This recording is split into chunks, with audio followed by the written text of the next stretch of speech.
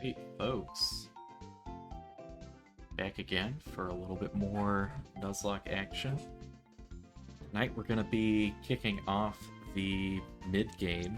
I'm kind of surprised that we were able to make it this far, if I'm being honest. After the first gym, I would not have told you that we were going to get anywhere near this point, but team's really come through. Very happy about it. Last time we were able to get through the Battle Company, Berg, and Colress all, which is pretty dang cool. The Berg battle is one of the more difficult ones in the in the whole game, honestly. So beating that was pretty thrilling. Um, so to start things off, I kind of want to change the team up a little bit. My apologies to Pixixie, but I think I want to give Aubrey a try for the team's water type. Then other than that, I think that the rest of the team is pretty solid. Um, we've had Lego Yoda's been sort of the ace for the team since we got her. These Intimidates have been pretty huge throughout. Oh, hello to Bingo and Bloom. Um, but yeah, like the Intimidates from Lego Yoda have just been so huge, and she's been able to switch it on so much. She's taken her fair share of crits, and she's lived all of them. So, very happy to have her. I think that we're pretty well rounded out type-wise with a lot of the folks on our team. I mean, we've had Tuck since since like Flossessi Ranch. Um, Nave and SSK are pretty new additions, but they've been really showing their worth. And then Aubrey we got a little while back, but now that we've got the Prism scale, she can actually be pretty dang useful to us. And then we got Boost in here with some really nice Thunderwave and Volt Switch utilities, so that we can pivot out to other members on the team. I think like we've got a lot of cool things going on with the team right now. What we're going to be doing first tonight, well, first, we're going to get Aubrey caught up with the team. But as far as actual things that we're going to be doing, I think that we're going to be getting quite a few new catches, so there might be some changes to the team after that. And then once we get over to Nimbasa City, we're going to have a few battles before we get to the gym leader that could be kind of tough for us. So we will not delay any further. We're going to evolve Aubrey here. Really appreciate the quality of life changes in this hack. First of all, we're seeing that you can use the Prism scale and instead of having to go through all the trouble of trading Feebas around with the Prism scale to evolve it. Now, Milotic is pretty dang good. It's kind of a tank, and I mean it doesn't have the best special attack, but it's pretty decent. Like it can get the job done. We're probably not going to use Aqua Ring, but you can't do any worse than Splash, so we'll add that on. I think we'll just get Aubrey caught up with the rest of the team, and then we'll start our exploration. Captivate. Not the most useful, but I don't really think Flail or Tackle are going to be all that worthwhile anyway, so we'll go ahead and get rid of one of those.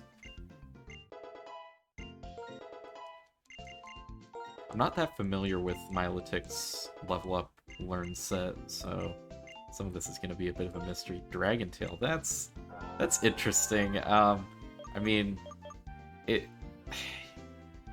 it's better than Flail. It's not going to be terribly useful, but I guess it has some niche uses. Okay.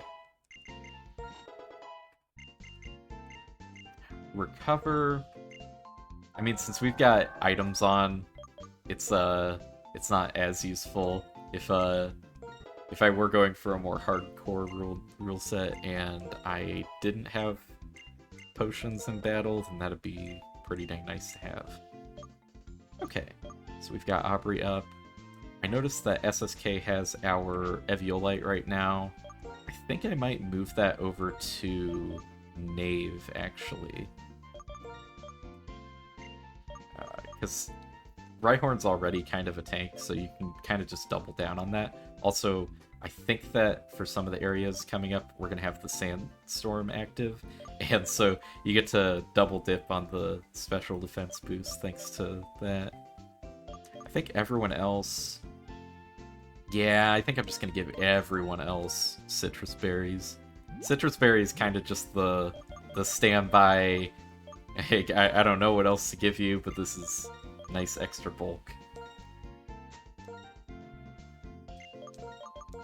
Alright. And I guess on the note that we've got areas with sand coming up, we can make more use of Tuck's Sand Rush ability. Again, not the ability you usually want on a Herdier, but it worked out pretty nicely for the Culver's battle. Now, for who to lead, I think we'll start out with Busen. It could be kind of troublesome because we're probably going to be encountering some opponents with ground-type Pokemon, but we'll make do. I think that with that, we are good to go. We can leave Castelia City and head towards the desert. As far as catches go, we've got our bonus catch from beating Berg, and then we have the Desert Resort. We also have the... I don't remember what it's called. It's not Relic Castle, right? There's some kind of extra area in the desert. I think it might actually be Relic Castle. We'll find out. But so there's those two areas. Or yeah, those two areas, and then the bonus catch. And then we've also got a few areas after we get to Nimbasa City, but there will be a battle with Lenora before we can get to those.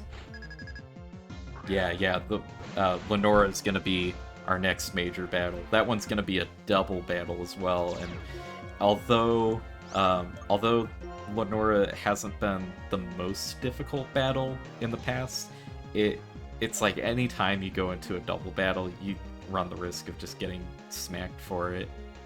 I think we'll just hit a quick Volt Switch here. Busen can't do a ton against this, at least not as far as like hitting it super effectively, but he can pivot out into someone else. That's kind of his main function. Then he avoids the chip from the Sandstorm, so that's kind of nice. Looks like this trainer's not particularly strong. You're kind of supposed to fight this person before the previous gym, but I kept dodging them.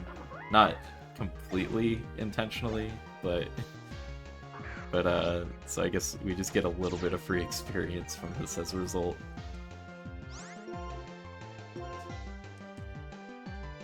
And I'm glad that Past Me remembered to update the level cap, because I would not have remembered that up until this point.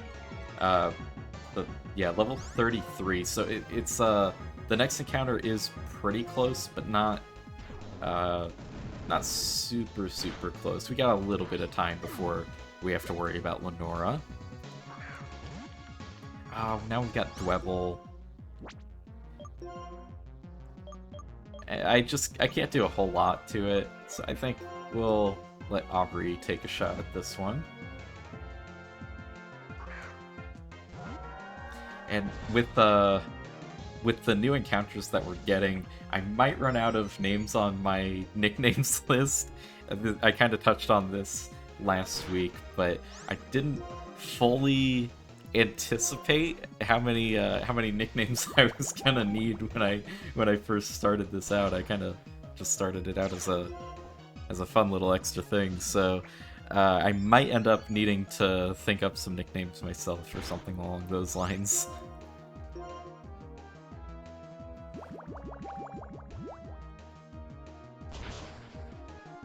always a little bit of a nuisance when you run into some of these lower level enemies, but they've got sturdy, so you just have to... you gotta take 2 turns to kill them. They're not gonna be a threat, it's just... takes a little bit longer. Yeah, but we're looking just fine. I think that we also dodged... Oh, we didn't. Oh, we did. Okay, the the vision range on this one is just right in front of her. Yeah, huge rip to Dweble. I mean, huge rip to all of Attempt 1. That, but we avenged them when we fought the battle companies, so so they can all rest in peace up in Valhalla now. Let's see how much Electro Ball does. Electro's probably a whole lot faster than a Togepi, so this should be pretty strong. Yeah.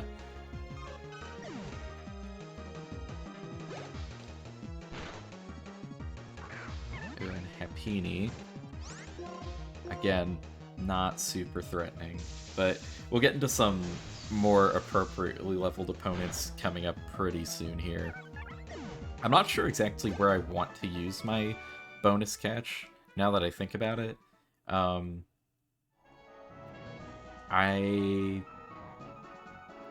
guess I'll just like hold on to it until I think of somewhere where I really want to use it. And luckily, right now we're looking all right on deaths. Like, we've got a pretty decent amount of Pokemon available to us to replace any that we might lose. So we're not desperate for the extra encounter at this point. Lego Yoda showing off her signature Intimidate.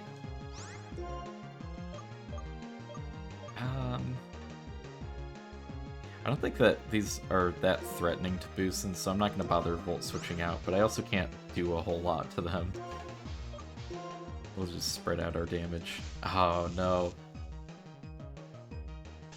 Some status. Also, that was... yeah, that had to be Cotton's Spore Prankster. Yeah, but that's going to make us way slower, so this is going to do nothing. Yeah. Oh. That's okay.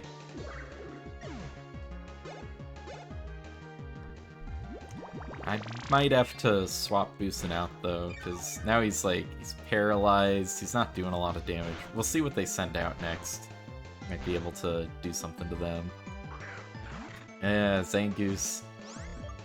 That's a little bit concerning. I think we'll... No, we don't want to bring in Knave, because Petalil might go for another Mega Drain. So I think that SSK would be a good choice. Tuck could also. Yeah, let's bring in Tuck.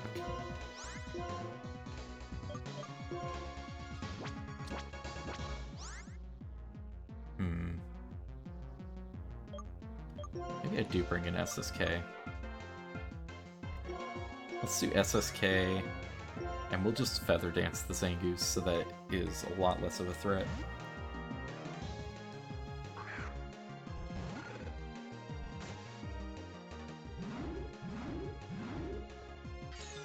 The utility that you get out of something like Feather Dance is so huge. It makes it so they have to crit if they want to really threaten a kill, and you can just neutralize so many physical attackers so effectively. Don't think Revenge is going to be that bad. Yeah.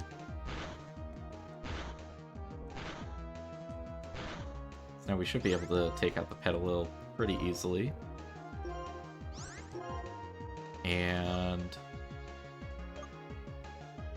yeah, we'll just... Actually, I think SSK might be able to do more damage to the Zangoose. So we'll just Aerial Ace with Lego Yoda.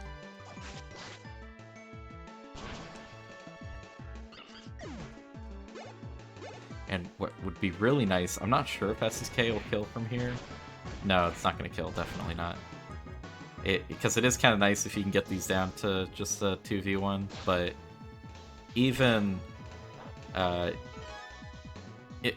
even with things as they are, I think things are looking pretty comfortable for us.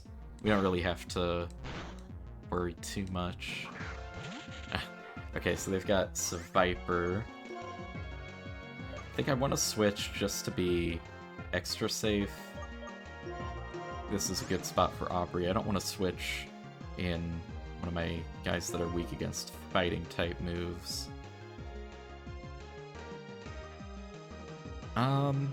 So I've got the option of just taking out the Zangoose, or I can try weakening the Viper. I don't actually know if Viper is more physical or special, or like if it's mixed. So I don't really want to waste my time on a Feather Dance. I think I'll just try to take out Zangoose, and then we can 2v1 Viper.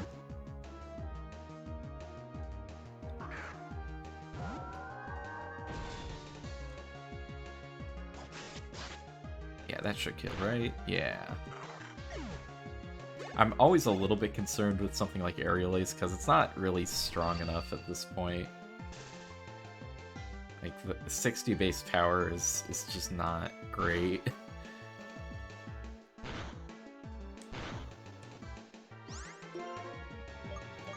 And this Viper is being a little bit of a nuisance thanks to that glare, but we should be able to take care of it pretty quickly here.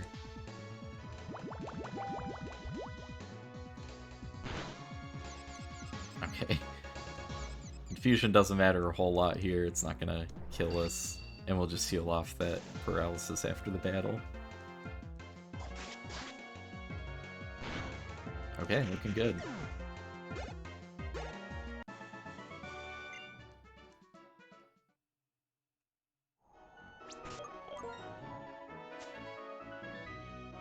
I gotta admit though, I am a little bit nervous about some of the upcoming battles, because even with how good things are looking, things can always turn around if you're not careful enough. Gosh, half of our team got paralyzed from that battle. We'll get the gang healed up. One really nice nice side effect of the berries cheat is that I don't have to go all the way back to Pokemon centers every time I want to heal. Makes it a lot more convenient traveling around here. Oh, also, I think that I want to try to remember to get out the dowsing machine.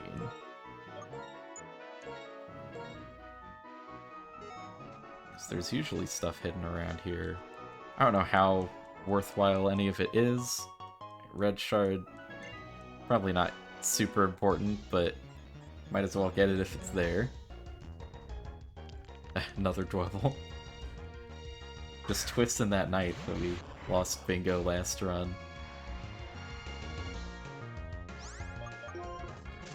But luckily, boosting super fast so we can just run away from wild encounters easy.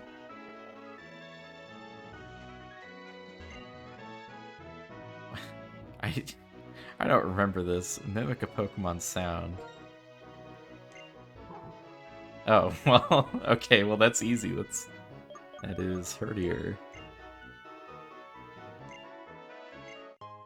Okay. Pokemon always puts in little weird things like that. I think there's another... Yeah, there's an item up here. Dig, I want to say that it's buffed in this. I know it's buffed in other Drayano projects. But it's still not that great, because you end up getting locked in, and it can... It can kill you just as often as it helps you, honestly. I try to avoid it if I can. We have a few encounters in this area to deal with. Trainer encounters, that is.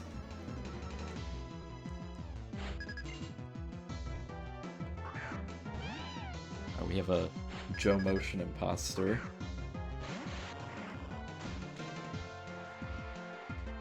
I guess that Electro Ball wouldn't be particularly good here.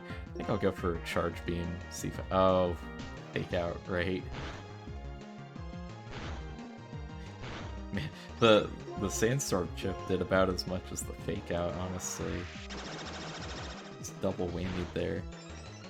Okay, we got our special attack boost. We might be able to take this with Boosin alone, honestly.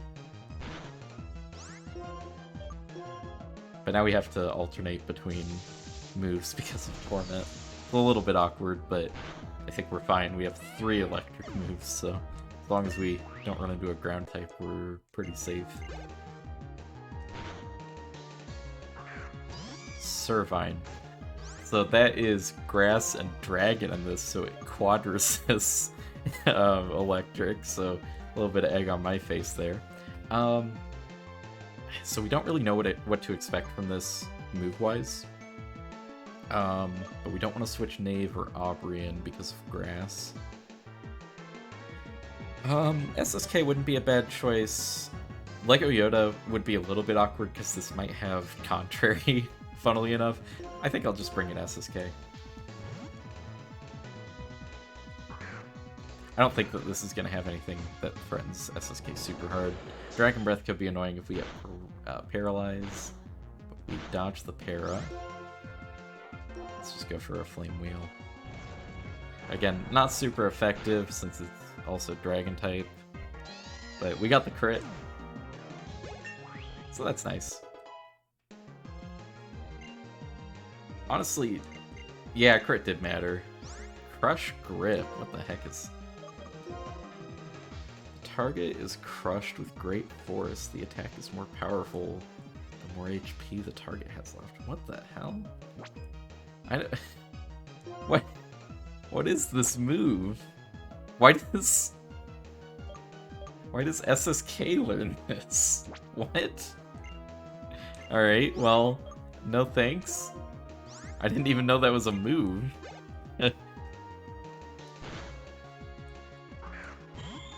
Delcatty. I think that we can take this opportunity to switch over. Let's just bring in Tuck.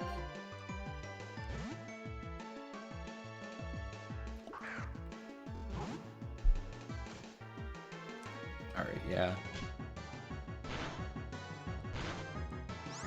Delcatty usually has Fake Out. I wasn't necessarily anticipating that. It wasn't just a read on the moveset, but we ended up not losing much. We got another crit, okay.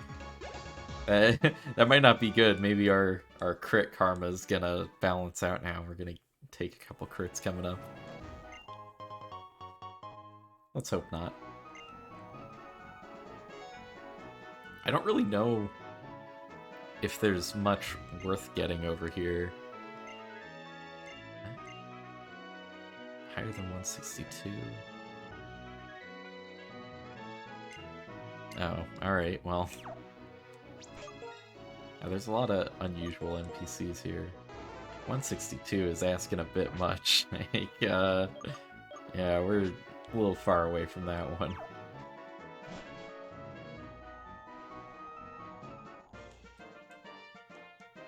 Oh, I probably should have healed up. I think that we're fine. We didn't take a ton of damage last battle, but it's just a good habit to be in.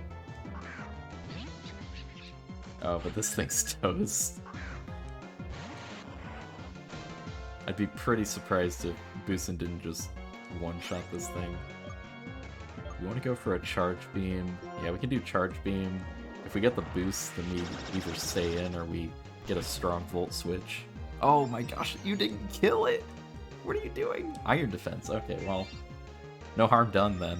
Also, this will die to the sand, unless it has Overcoat. Okay, it has Overcoat. We'll just go for another Charge Beam. Boosting with the, I think, 100% accuracy on this Charge Beam so far. Like, the move has 90 accuracy, but Boostin just doesn't miss.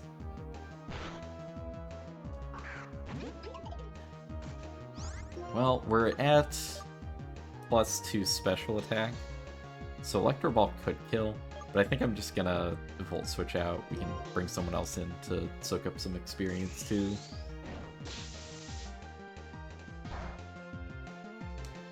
Yeah, not very effective, so shouldn't be too surprised by that. think we'll bring Lego Yoda in case we've got a grass move coming our way. Also the Intimidate, but this thing's kind of mixed anyway. Leech Seed, okay. That's not that much of a problem. Getting double chipped down is not fun, but we'll just Aerial Ace this thing next turn and not worry about it.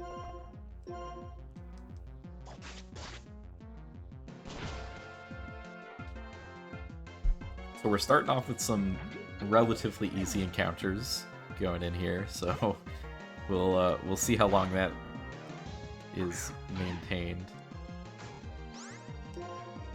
Rufflet, I mean that's... I don't really know how much this thing could do to really anyone on our team. Slash is... I guess it'd be scarier if this thing were stronger. But anything with a heightened crit chance is kind of scary to see. But we'll close this battle out pretty easily.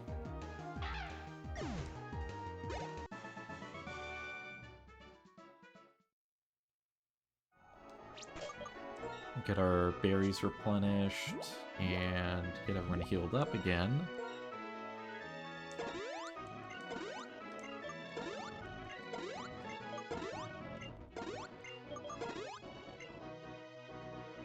Just Lego Yoda, okay.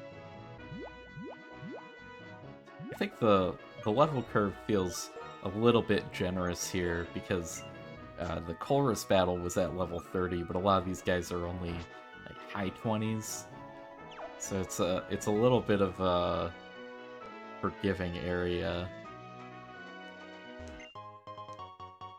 Wide lens could be really nice. Being able to boost accuracy on some less reliable moves is really good.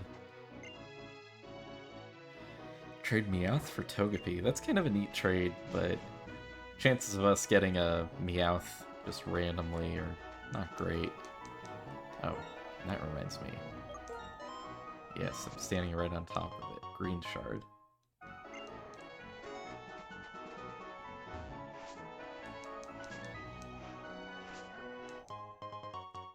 Okay.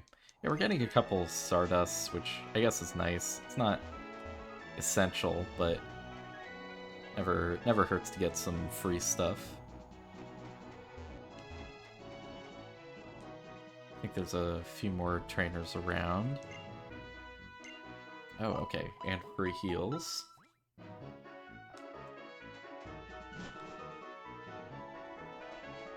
Gotta say, pretty large number of my runs previously would die to one of the first 3 gyms usually, so I'm a lot less familiar with the areas after the 3rd gym. That could end up being a problem in some areas. We're a lot more likely to get caught off guard by stuff than we otherwise would. Yeah, these guys are... All these guys are kind of a joke, if I'm being honest. I'm gonna eat my words when we run into someone who's got, like, level 35s for no reason. Gosh, we're just slinging out all the crits. Sucker Punch on Electro doesn't seem amazing, because this is a physical move, Boostin's more of a special attacker, and then, like, you're fast enough that you're probably going to be faster than everything anyway. You don't really need priority as much as some other mons. Now let's see, who do we switch out to? I think Tuck's usually a pretty safe switch, just because he's not going to get hurt by the Sandstorm, and he gets the speed boost from Sand Rush. Jeez. Is that 4 crits on our end already? I don't know. The more I see that, the less good I feel about it. I think we'll get rid of Retaliate. Or do we want to get rid of Retaliate, actually? Most of the time, we're just going to be going for Strength anyway. And I feel like the utility we get out of Charm is just too good to pass up. I also really like having the coverage from Crunch and the utility from Yawn. So yeah, we'll get rid of Retaliate.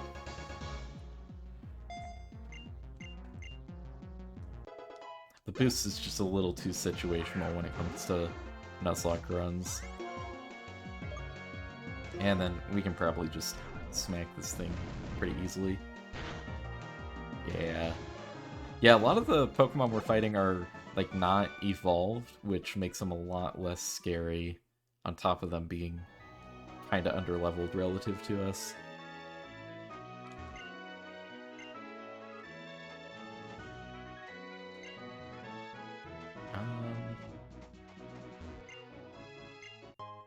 Oh, well. Yeah, citrus berries, not something that we have much need for. We already cheated in enough, but in a less cheated run, that'd be pretty nice to get right now.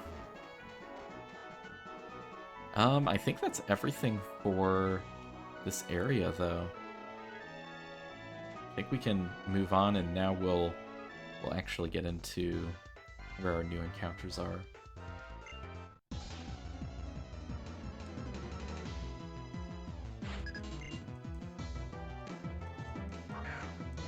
Miltank.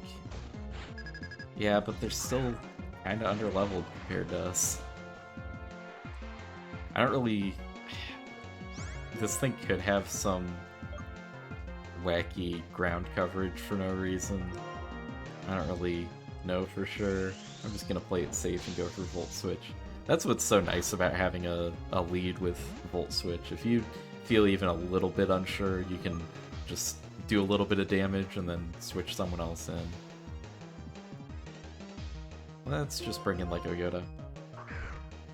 And Lego Yoda is such a safe switch in for Boosin because you've got that the complementary types where Boosin doesn't want to get hit by ground type moves and Lego Yoda's immune to them, and that makes those two work really well together.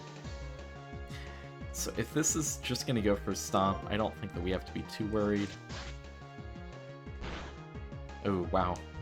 Wow, this thing is kind of tanky, though. I think if this thing's going to be going for Milk Drink to have a bunch of sustain, I'm going to go for a Feather Dance first, and then switch out to someone who can put out a little more damage for us. I think that Knave might be a good switch in here, because he can outbulk this thing, and this thing doesn't have special attacks. And it probably doesn't have anything that's super effective, just judging from how this thing's behaving so far. Yeah, rollout's not a problem for us. We've already tanked its physical attack so much, and Knave is resistant. This is totally fine. Do I want to use up turn on Curse, though? I think it could be nice for whatever comes in afterwards. I might be tempting Fate a little bit if this Miltank ends up critting us, but not even with a crit. It's not gonna do any meaningful damage. We'll just hit it with a Bulldoze. But thank goodness for Knave, because after a few iterations of rollout, this thing would be super scary to have to deal with. We'll go for Strength since it has a chance to boost attack in this. We're not faster than Miltank, partly because of that curse. Even after one Bulldoze, turns out you're not going to be faster. Okay. Shuckle, not the most threatening attacker, and we've got type advantage. Oh no, he's taking our berry though. Oh no, we've got Aviolite. What am I thinking? See, I prepped for this guy, definitely. That's nice. Shuckle's kind of hard to take out that quickly, so huge props to Knave there.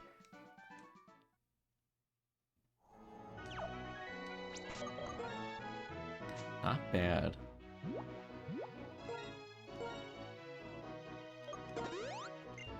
Should be able to just get everyone healed up, and we can see these next area encounters give us. Oh gosh. Got a couple required encounters, but they're... Again, we're at a pretty easy spot on the level curve. So this is easy pickings for Busen. How many does he have? He's got 2. I think we'll just Volt Switch out into someone else so that someone else can get experience. I might have to consider putting experience share on someone. Oh wow, that lived? Wow. I guess Togetic does have pretty decent special defense, but I still would not have called that. What does Togetic even go for? I'm not sure, but I think Aubrey's pretty safe.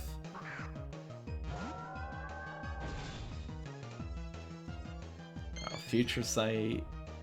It's not too threatening. Aubrey's got really good special defense, especially. Take this out. We might have to do a little bit of accounting for the Future Sight just to make sure we don't get double tapped here, but I mean, unless they've got... Ooh, Vileplume could be a problem. That's a little tricky. So we've almost certainly got a grass move coming our way. And then we've got Future Sight.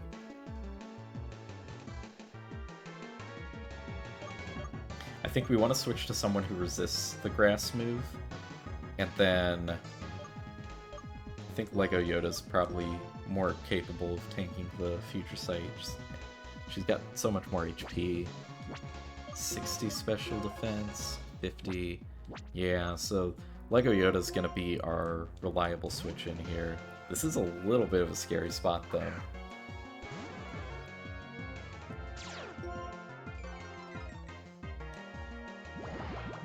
Sludge. Why wouldn't they go for a grass type move there? Oh, another crit! And Lego Yoda lives it. What the heck? Alright. We can probably expect just another Sludge, honestly. I don't think that that's that scary on its own. It was mostly just a Vileplume attack plus Future Sight. And even with one of the 2 moves critting, we were still fine. Ah, Sleep Powder. This thing could be a nuisance. But I think that our best bet here is still going to be to stay in and go for a Flame Wheel. Egg Rain. I mean, that's mostly just going to be healing off Sandstorm damage, but this thing seems to want to attempt to stall us out. Good stuff to SSK, waking up pretty early. Wow! We're not doing that much damage here, though. What the heck? Oh no! Oh, that's a rough one. Wow. That did a lot of damage. And that's, so that's 2 crits for the AI in just this battle. So, we'll have to be a little bit more careful. Jeez, that's rough. Like, SSK was pretty close to evolving. He did... I thought that he was gonna be a really solid team member. I wonder if they buffed Sludge, because that still seems like that's doing a lot of damage. Well, we get out of that, but this isn't even the hard part, and we've already taken a loss. We'll have to make our way back to the Castelia City Pokemon Center. We'll send SSK to Valhalla. Man, I really like Typhlosion, so that's a really rough loss. I think that we might be able to replace with Showtime, but like that's pretty difficult.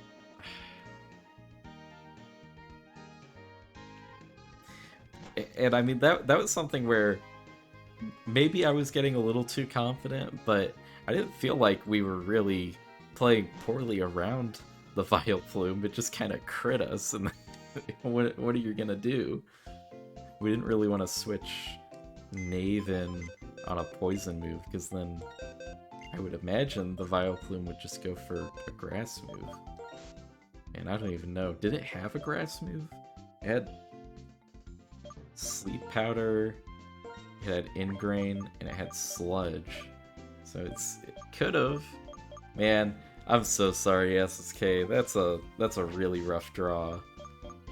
I mentioned that our karma might be turning the other way with I mean, we got so dang many crits at the beginning of this that I guess I should have seen that coming more, but that's unfortunate. We got Showtime here to at least fill the gap, but that's a rough loss. Let's get Showtime leveled up to be on par with the team.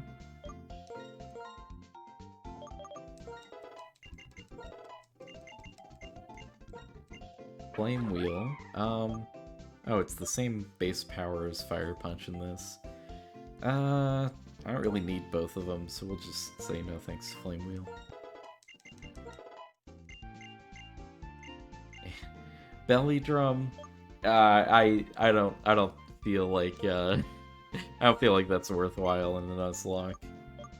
Maybe if you've got some kind of a specific strat for it, then it could be worth it, but just no thanks. I think we'll give Showtime the experience share for now.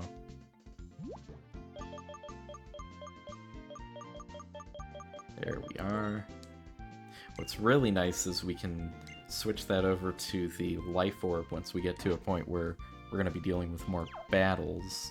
And that's gonna really help with Darumaka's attack power. Man, that's not how you want to start off a session though. Just straight up losing a starter Pokemon of all things. I guess that Quilava's not super bulky or anything, but even so, that's tough. Well, I want to say we might have one or two more required encounters before we actually get to the area where we can make some catches, but we're pretty close now. But I don't know, maybe the game didn't like me shit-talking the easy level curve there or something.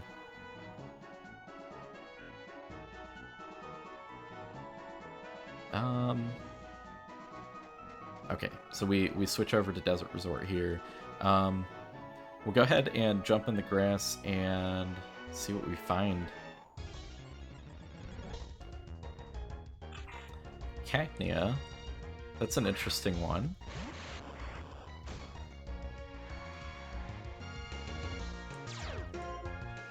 Unnerve.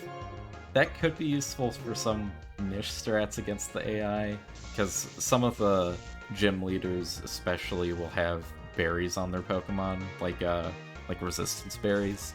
So there might be some opportunity to screw with their defenses with that. It's not the best ability to see though, because I think this usually gets like Water Absorb or something too. We'll just hit it with a Volt Switch.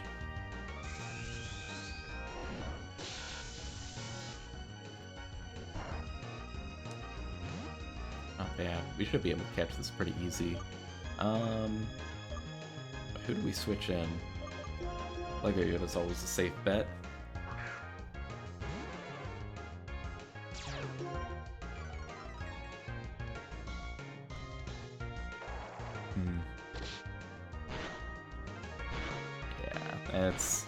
That's pretty easy.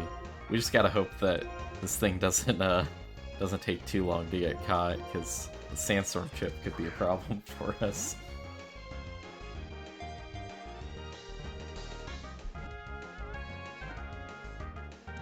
Okay, yeah, easy.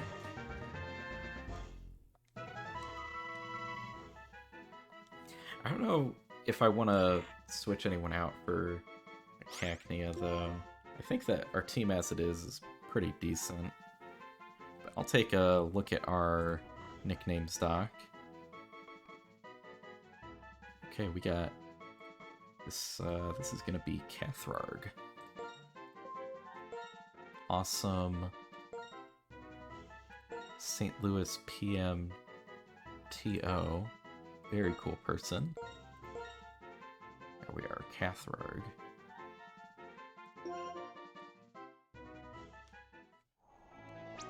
Not bad.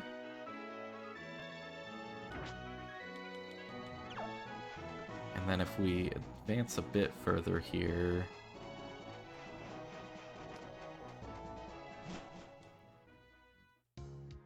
I think that this is still Desert Resort, though. Yeah. Yeah, so it's still not a new encounter. I think we'll try fighting the nurse, though, just so... I mean, we've already got free healing with berries, but it's kind of nice being able to just talk to an NPC and then get insta-healed. Yeah, well, this works out really nicely that we've got our electric-type lead for the Alomomola. We should be able to just take it out with Electro Ball. I don't think Alomomola is that fast, so this should be pretty high base power. Okay. I was a little bit worried because Alomomola is really tanky, but Boostin's got it. Chansey could be another problem. We'll stop it with a Thunder Wave to start off, and then bring someone else in to hit it with a physical move. Yeah, for sure. Thanks, Aubrey. And we've even got you on the team right now. Wow, okay, I didn't know the AI had full heal. Okay. I guess the Thunder Wave wasn't as useful as it could have been, but, you know. We'll bring in... Tuck should be able to take this out pretty easy. Yeah, Violetic's awesome. It was a little bit awkward. At the point where we got it, we didn't have the Prism scale, so it was kind of a delayed utility type of encounter, but at this point, Milotic is exactly what we need on the team.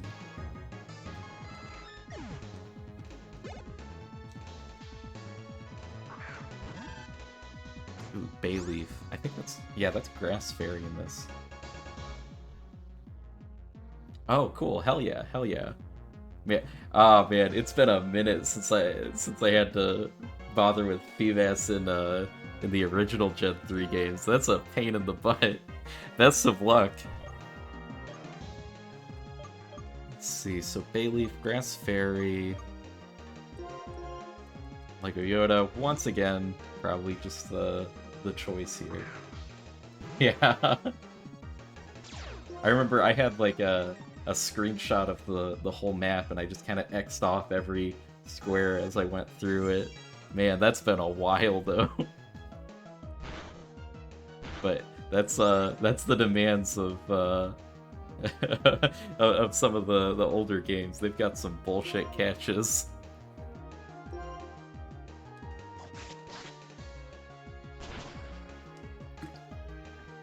Super worth it though. Milotic's awesome.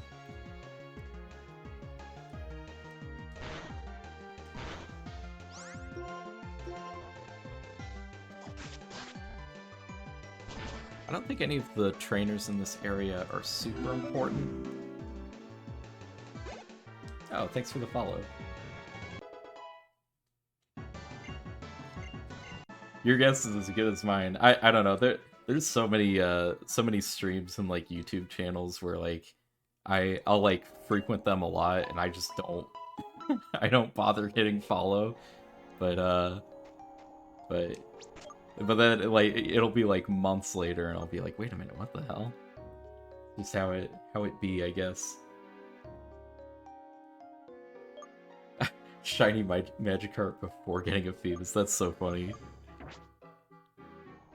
That is the nice thing about if you're rolling the dice that many times on encounters anyway, you get the chance to find shinies too. I don't think I'm gonna bother with fighting the trainers here, though, honestly. I kind of just want to get my encounter here. Oh, well, as I say that, I draw aggro from this psychic.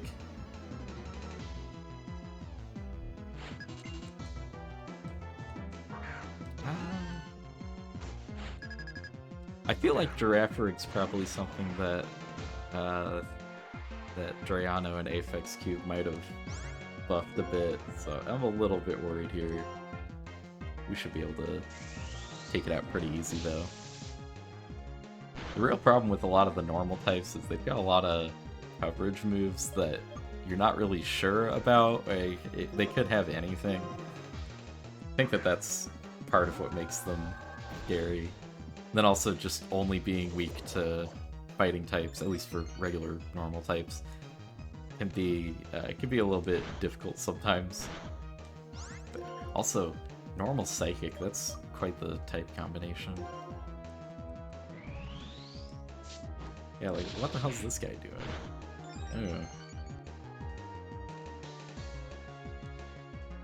Oh. That's interesting. A Psy Shield dash?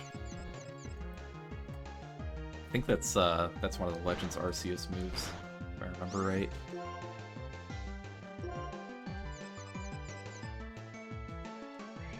I think we're fine though. Yeah. Yeah, not a problem.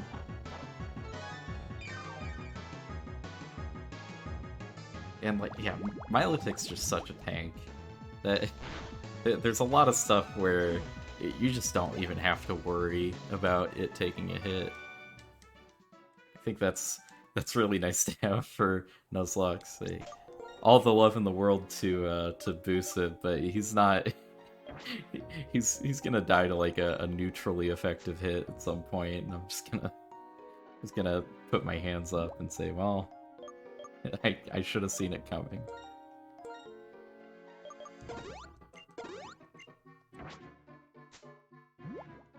Okay, so now here in the castle, we'll get another encounter. Oh, and there's also... You get a fossil, if I remember right.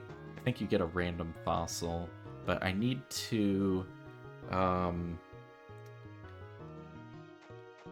need to free up a spot in the party if I want to actually get that. Let me see. I think he gives the free fossil. Yes, cover fossil. I want to say that's Tortuga, maybe? Either way, I'll have to run back to the Pokemon Center to get that one. But we'll get our encounter here, and then we'll worry about the fossil. Nummel. That could be really nice. It's a little bit tankier than Showtime.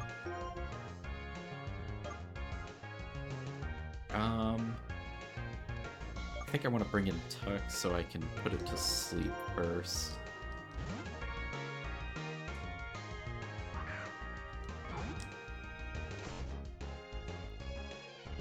High roll takedown. Yeah, you know, I wouldn't be surprised. It's just like a moderately powerful physical move. Oh, hi there, Bloom. Yeah, we're doing all right here. We lost SSK, I think, since you last tuned in, which is not ideal, but we're still looking pretty good. I think Tuck can risk a crunch. That's not gonna kill this thing, right? Don't crit, please. Okay, yeah, no, we're totally fine.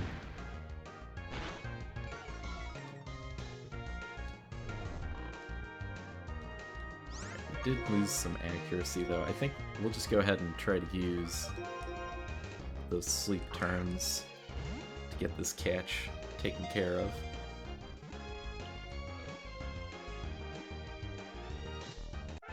Alright. I think I'm gonna stick with Showtime in the party, but Nummel could be pretty good for a backup plan. And it looks like for our list, this one's gonna be Joey. There we go. It's always nice having some kind of a backup for, I mean, especially for fire, water, grass types, because if you have a good fire, water, grass core, then you're usually a whole lot safer defensively. Do I want to bother exploring further? You know, I could use my bonus encounter for the basement floor here. I don't remember the encounters for this area, though. I think what I'll do first is I'm going to run back and get our fossil. Also, I see free item. The heart scale, not that important yet.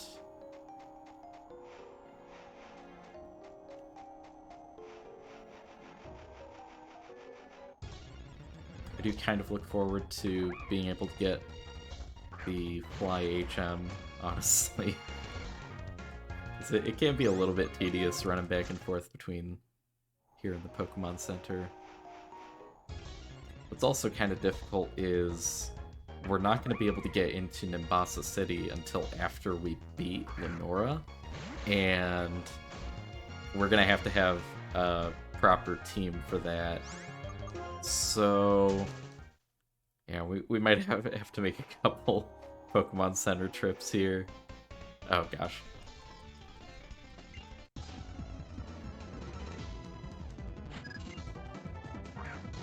Ooh, Famke. Not what you want to see if you're boosting. But I think Aubrey's got this handled. Oh yeah, I just use rare candies. I've done enough like Nuzlocks where it's like, you know what? I've done enough grinding for one lifetime. Like, I think I remember I did a Nuzlocke of Leaf Green at one point quite a while back, and it was just like, you know, I had to spend like hours grinding at some points just because of how the level curve was, and it was like the same thing for Heart Gold.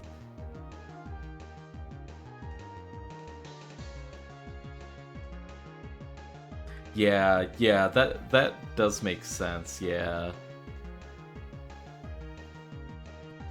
Oh, we got Don Fan up. But yeah, it's like, it's like I know that that it's definitely less risky if you use the rare candies, and so like that does make it less challenging overall. But it's like, I don't know, I think the rest of the Nuzlocke is challenging enough that I'm kind of fine with it.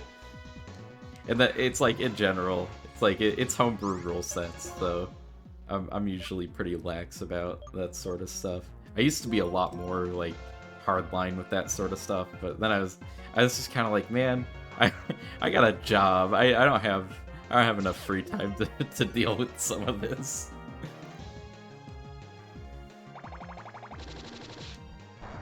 Yeah, it's like I definitely respect the grinders. It's like it definitely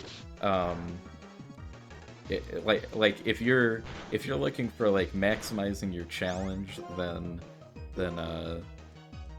no rare candies is definitely the way to go. I'm just a lot more like, if I'm like, especially with something like Volt White 2, it's like chances are I'm gonna have to do a lot of runs, and it's like if I had to go through the like first gym area and like level grind there, it's just like, it's kind of a pain. They do make it easier because they do have that Audino grinding, but it's like, even then, it's just, it doesn't feel that worth it. And we've got Aquatail. The low accuracy and the fact that it's physical is a little bit iffy to me. I might end up regretting it, but I'm gonna say no thanks. I'm gonna hope that I get a good uh, get special move on Aubrey soon. Water Pulse does the job alright, just because Milotic is not really worried about getting hit by anything, but even so. Oh, yeah, yeah, if I get Surf, that'd be super nice. It is a little bit troublesome, since this hack has a lot of, like, double and triple battles. Any of those spread moves can really come back to bite you if you run into a double or triple battle, and then it's like, wait a minute, I don't have Protect, and I really need to use Earthquake here, or something like that. I've definitely lost more Pokemon than I'd care to admit, just to situations like that. Oh man, yeah. Yeah, if I had a Water Absorbmon with a Surfmon, it'd be over. That's just infinite sustain for one team member. Yeah, so some dry skin strats, I see you, hero. Yeah, we are dry skin appreciators here for sure. Yeah, there's some cool stuff later on in this run where you can definitely make use of some kind of cracked strats, and the AI themselves make use of some stuff. Like if we get to Elisa, she's got like some Volt Absorb stuff going on, some Motor Drive, that sort of stuff. It's kind of scary. Dry skin strats might be the way to go, honestly, Bloom. We'll drop someone off in the box here.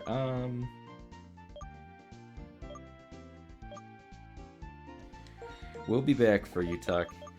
Right now, we need to get our Tortuga.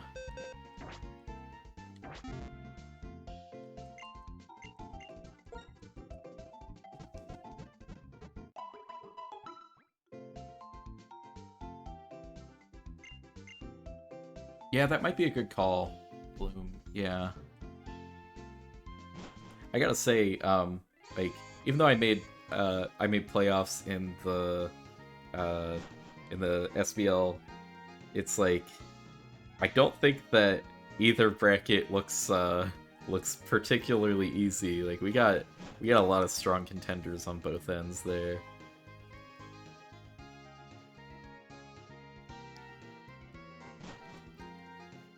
After we get Tortuga, I might end up using that bonus encounter while we're in the Relic Castle. Just for the sake of having a little bit of extra potential diversity. But again, even after the SSK loss, like, we're looking pretty alright for Pokemon to choose from.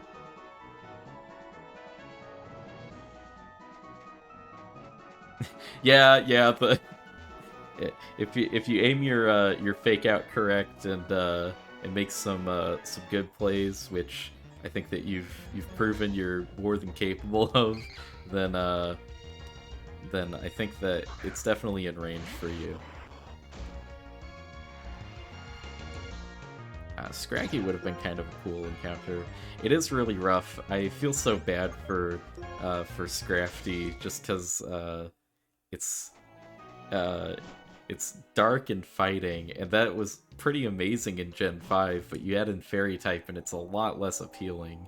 I think anytime you've got a quad weakness, it's like, do I have to?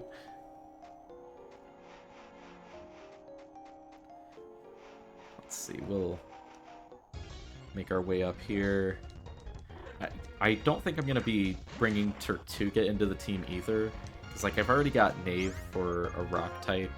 I think the team's looking pretty fine, and I'm really glad that Trapinch didn't have Arena Trap. Just a side note, that would have been death for Boosin. Gonna maybe switch up the team a little bit with that in mind. I don't know where Trapinches can show up, if they're only outside or if they're also inside. We'll just lead Lego Yoda. And give her that citrus berry too.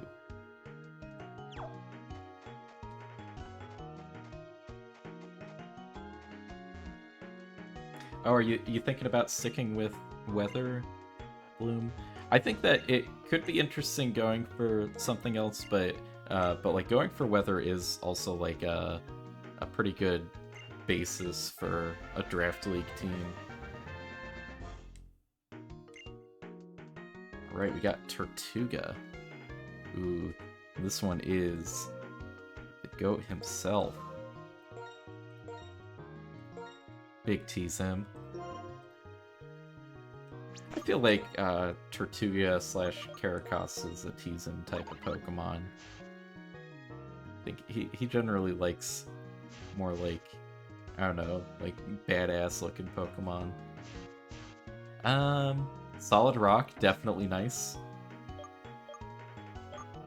We'll keep tease him in case we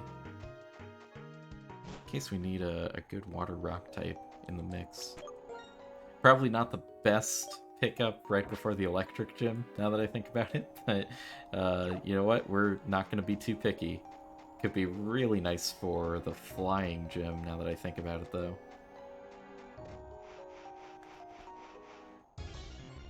Yeah, Tizum's a certified badass, for sure.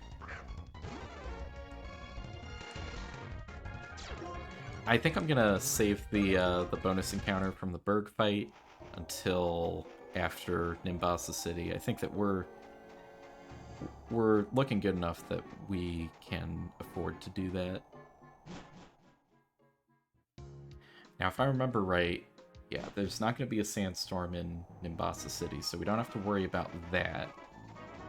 We just gotta worry about Oh wait, no. Now that I think about it, I think that it's so that the actual battle is with Lenora and her husband, and her husband's like a scientist, and he's like, I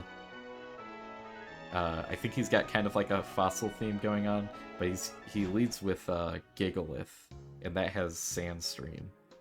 If I'm remembering that part right. Oh yeah, yeah. I totally understand that, Bloom. College applications, very stressful time, but you know, it's like you've done everything you can, so it's like it's out of your hands at this point. No worries. I'm sure you'll do just fine.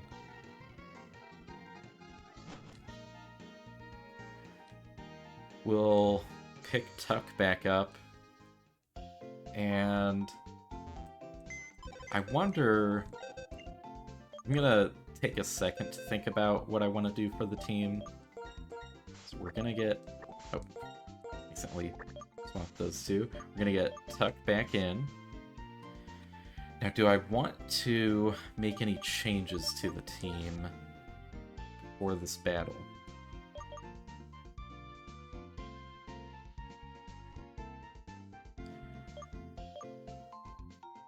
I think that if I'm going to change anything, I might want to bring in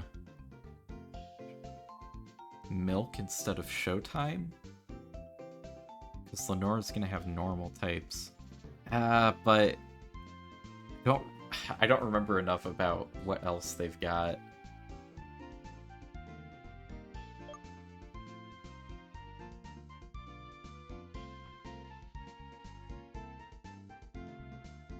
Oh yeah, you should be fine with marine biology. Yeah.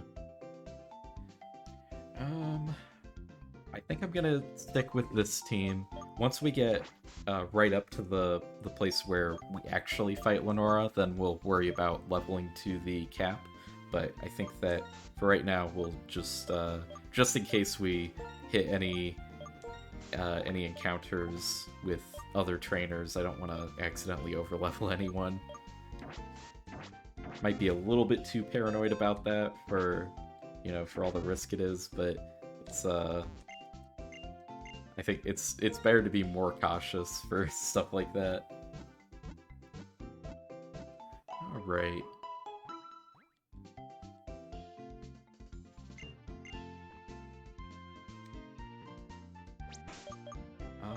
I'll also, speaking of being paranoid, I'm gonna save. We haven't had any issues with the emulator for a little bit, so think that the problems I was having a couple weeks ago seem to be isolated incidents. But regardless, it's nice to have those saves available just in case.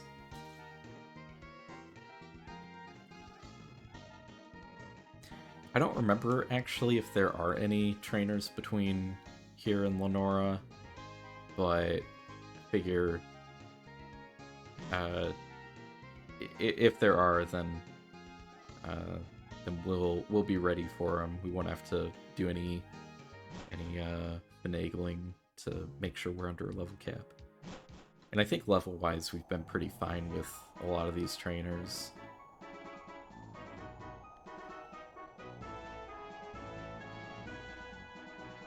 I think the jump to 33 is actually, I mean, it's not a huge jump or anything, but it is a little bit of a jump.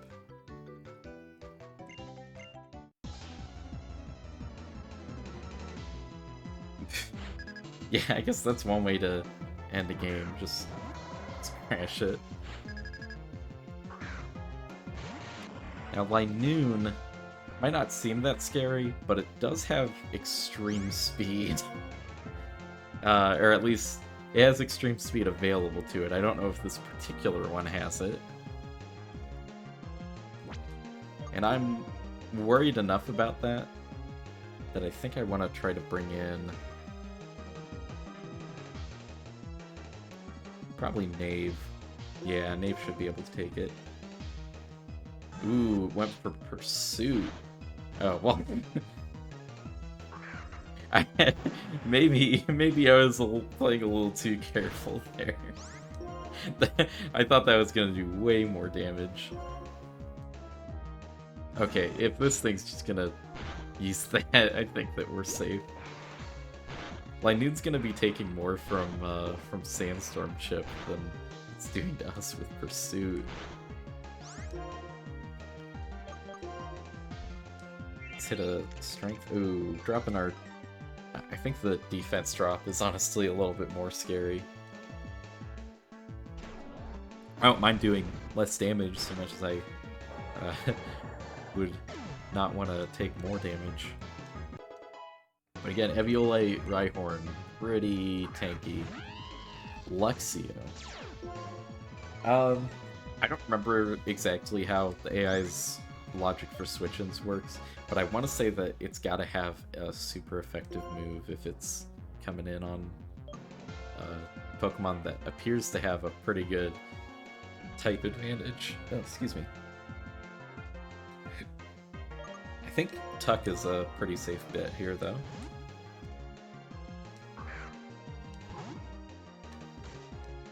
Yep, there's the Ice Fang. Ooh, okay. Tanking a crit. But if that's the damage we're taking from a crit, I think that we're okay. Unless this thing has an unexpected, super effective move. Oh, but it's not even a problem.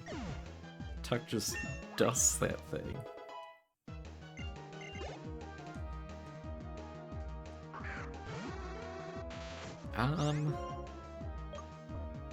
What kind of coverage does Drowsy get? I don't think that it's too much of a threat to Tuck. We'll just take this thing out with Crunch. Not bad.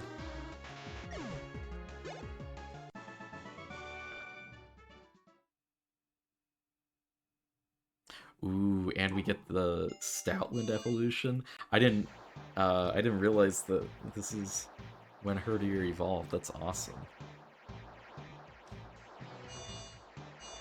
And I wouldn't even say that Tuck was falling off at all power-wise, so this is just a really welcome power spike.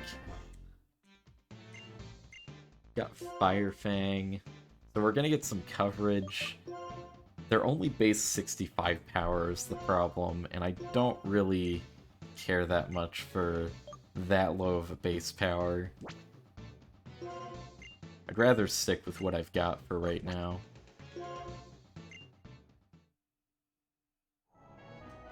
Not bad, though.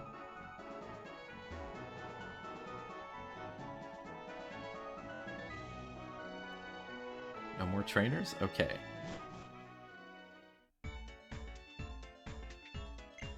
Right, this Join Avenue stuff is kinda unnecessary. We're just gonna try to skip through this as fast as we can. Oh gosh, okay. There. There.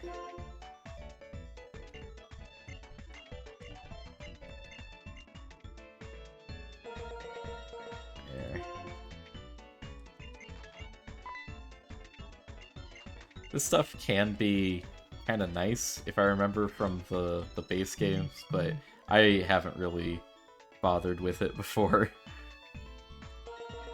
GG, there.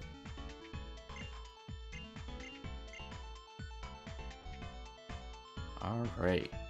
And what the heck is the deal with these guys? Oh, okay. That's a little silly. So they're... Yeah, I guess a lot of the Join Avenue stuff is kind of blocked off, actually. Well, we'll get everyone healed up, and we'll get those rare candies up. I'm feeling really good about the team right now. I'll have to put some thought into what I want to do for the lead, I guess. Level cap 33, so we'll get boosts into 33.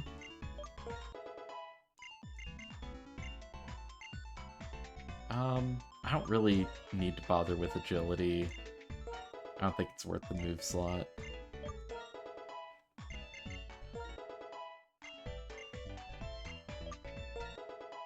Stuff? Knave learning Fire Fang? Nah. Oh. Learning all the Fang moves, I guess. It's really just not worth it with, like, I think Knave's stabs are good enough coverage.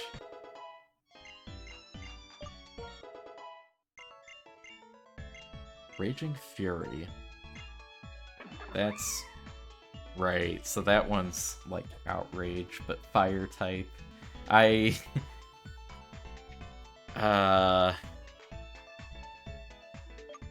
guess I'll put it on, but I'm probably not going to actually use it.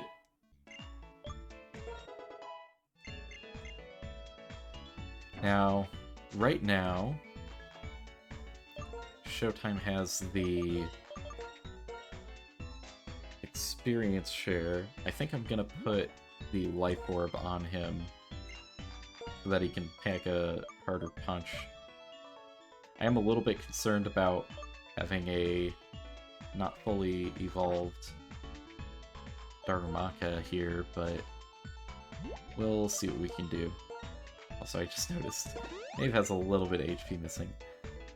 Now, as far as what I'm going to lead with, if I remember right, the lead is Gigalith and Stoutland.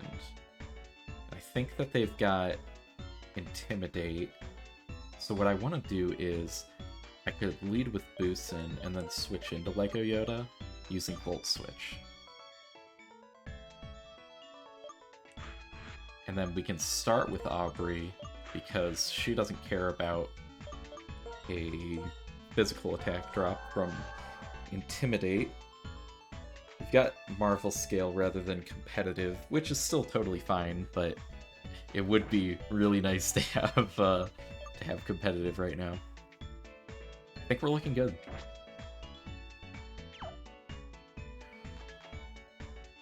We'll make our way through here, and then I think that the encounter just starts basically right away. Like, yeah, there's a little, I guess you'd call it a cutscene. They just look at you.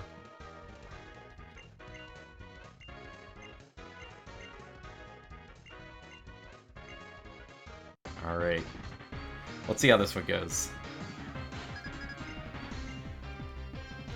This isn't the scariest battle, but like I mentioned earlier, anytime you're going up against a double battle, you can really easily lose someone.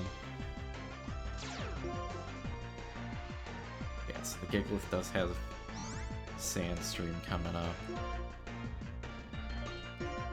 Let's just hit a Volt Switch on Stoutland.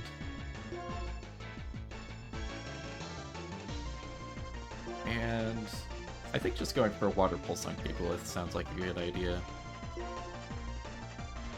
Wow, that Stoutland's fast. What the heck? Okay. Wow, that thing is speedy. Right, okay.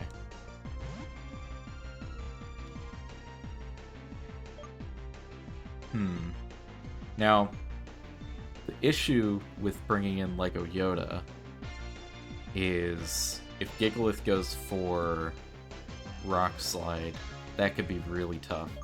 If we bring in Tuck, on the other hand, we don't have to worry about that as much, and we can, if we want to control their attacking power, we use Charm. We could also bring in Knave. Knave might be a good call, actually. Let's bring in Knave. I don't think that they've got much that can hit Knave hard.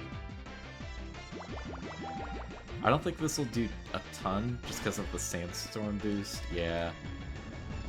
And they did indeed use Rock Slide. We're getting chipped down a little bit. Oh gosh, that thing has leftovers too. Now what I'm gonna do here is I think a Bulldoze could be nice here, and then we switch Aubrey out for Lego Yoda.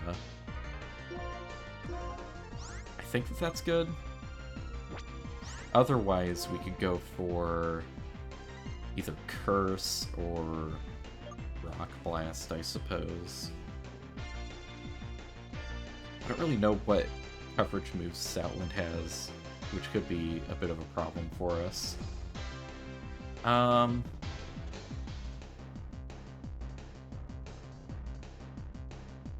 Spread damage from Bulldoze could be nice, but I think I want to get another Water Pulse off first.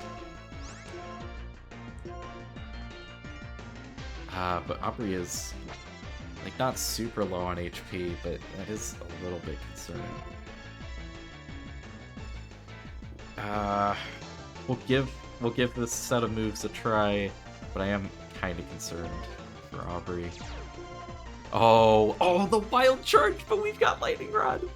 That wasn't intentional, but holy crap, the synergy. Ooh, they use Stealth Rock. Not the best damage, but we're getting some off at least. Wow, okay. All 5 hits. You love to see it. Man, the Lightning Rod there really came in clutch, though.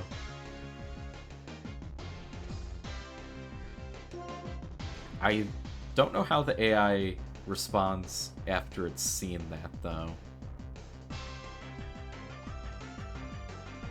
I think if nothing else, I could probably get rid of the Stoutland this turn.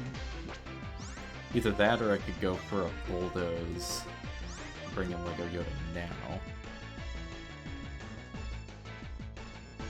The Stealth Rock's damage is definitely going to be a problem, though. I think this is good for the attack drop, too, though. Yeah, let's go for this. I forgot about the Stealth Rocks, though. I should have known. There we go. Play rough. That shouldn't do too much to Knave. Yeah, Knave's a tank. Rock Slide is not appreciated, though. Lego Yoda's too good, though. Even to get something like that, she's just fine. The Intimidate really helps. Stoutland's speed is lower, but I don't know if Lego Yoda's really going to be able to contend with that.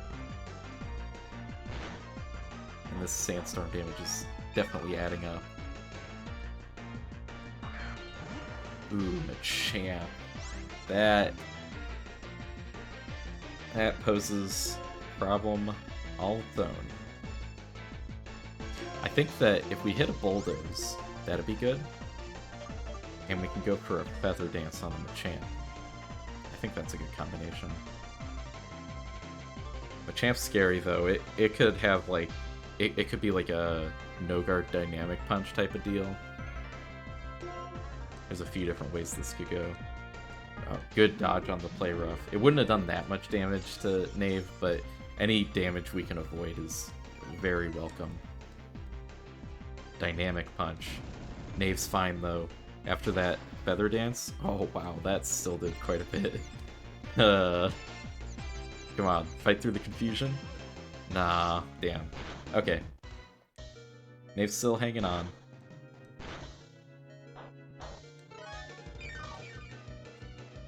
And that, the attack drop on Stoutland and then the double attack drop on Machamp, both of those are really nice.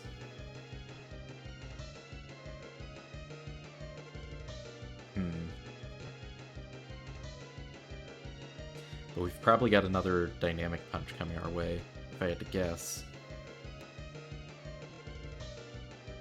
So I wouldn't want to bring in Tuck.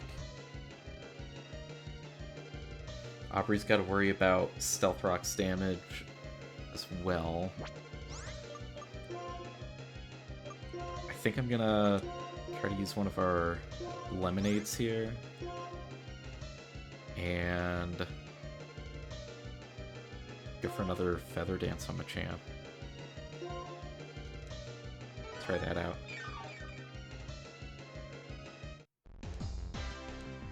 Another play rough on Knave. At least they're focusing Knave just because, like, Knave's such a tank that that I'd kind of rather they go after him instead of hitting Lego Yoda.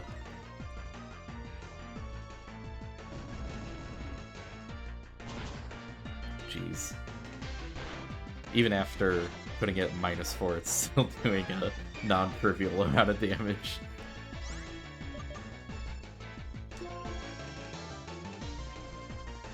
Now what do we do? Probably a Play Rough and a Dynamic Punch again.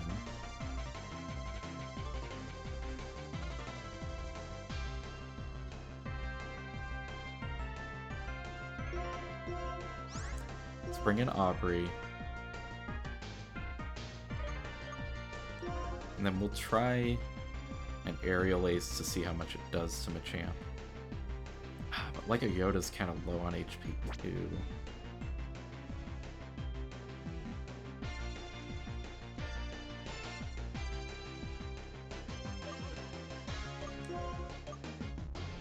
Let's get a Feather Dance on the stout one too.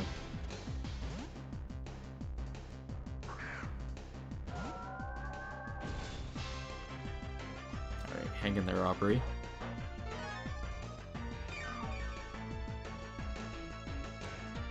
That was kind of fortunate with the Citrus Berry proc, honestly.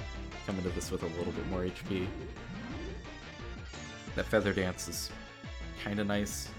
Unfortunate that we're slower, though. Okay. Aubrey's a tank.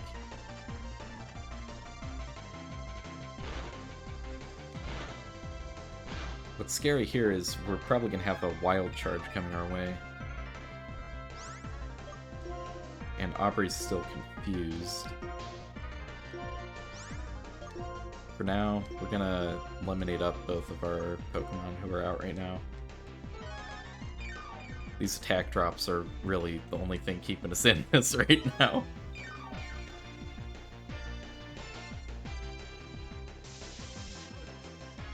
Ooh. Okay. Lego Yoda's living.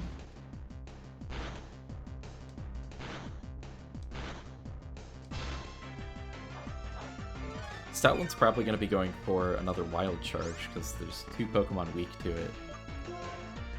So I think what we could do is bring Knave back in for that.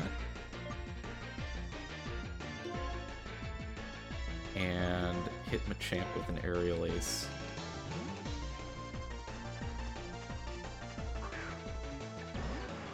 The confusion from Dynamic Punch is such a nuisance. There we go. Protecting the team. How much do we do? That's decent damage, but the champ's kind of tanky. Ice Punch. Oh my gosh. Oh, not the freeze! No way. Well,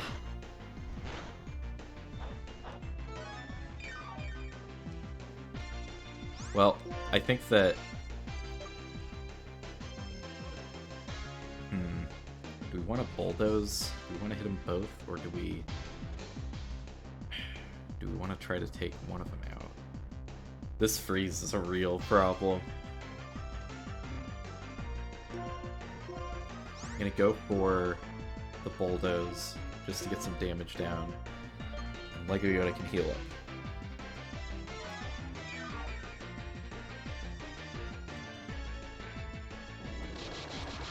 Play rough damage is not too much, but that plus the dynamic punch is what's really scary. Good stuff, Knave. Hang in there. Oh, please hit. No. Oh, jeez. That's pretty close. Ooh.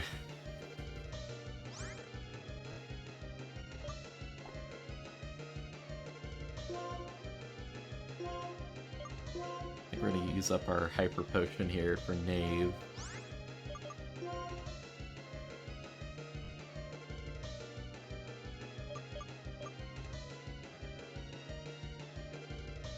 There's no way they go for a dynamic punch on Lego Yoda, so I think that Tuck is actually a good call here. Also, being immune to the chip damage from Sandstorm could be really helpful.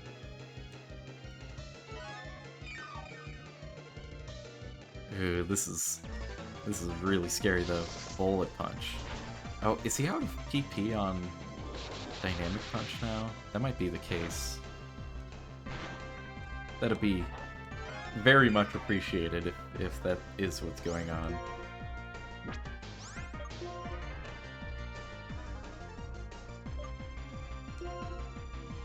Let's just hit Stoutland with a Rock Blast for now. Probably Strength on the champ, yeah. The only real risk with those bullet punches is if we get hit by a crit. Okay, we took out the champ. Good stuff.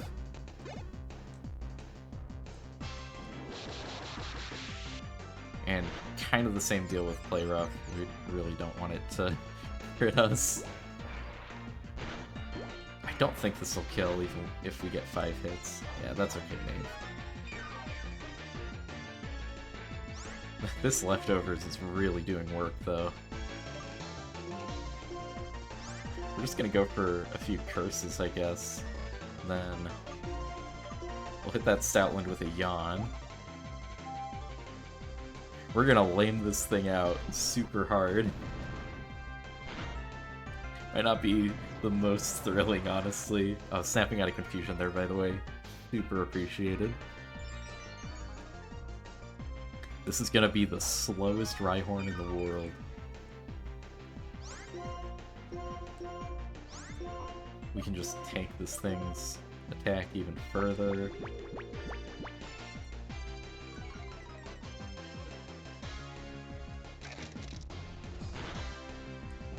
Although, perhaps I should not be tempting fate here. Let's go ahead and go for some attacks next. Just so it doesn't get a chance to crit. Oh wait, no. Yeah, it's asleep. What the heck? I'm the one who yawned it. What am I thinking?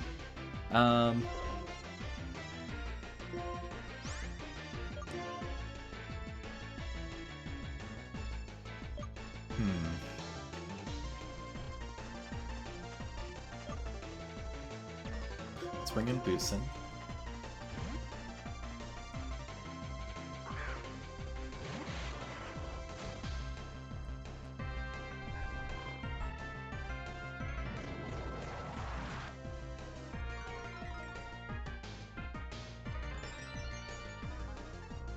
Alright. I think I might have to use turn to heal Boosin though. What I'm gonna do is Rock Blast the Stoutland And I'll heal up Boosin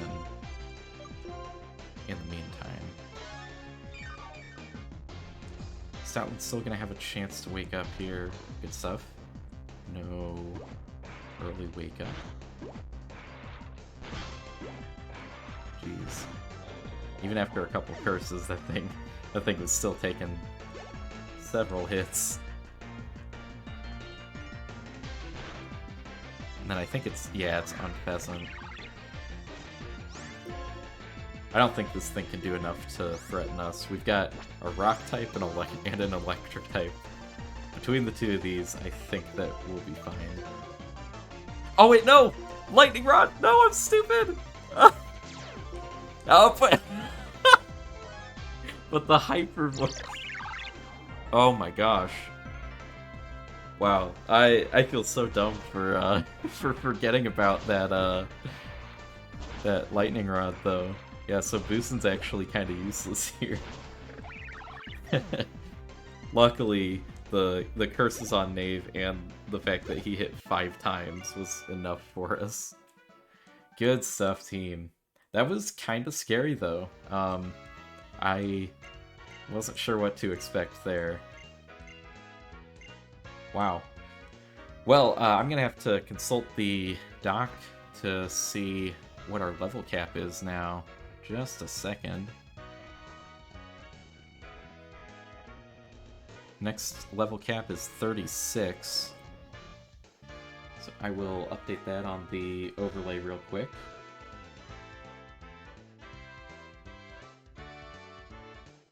And our next challenge is actually, I'm not going to approach it yet, but right up there you see the subway bosses. We do a multi-battle with Rosa.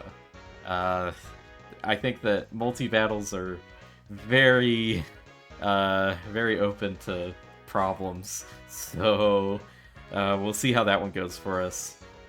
But I think before we do that, I am going to take a quick break. I will be right back with you folks in just a minute.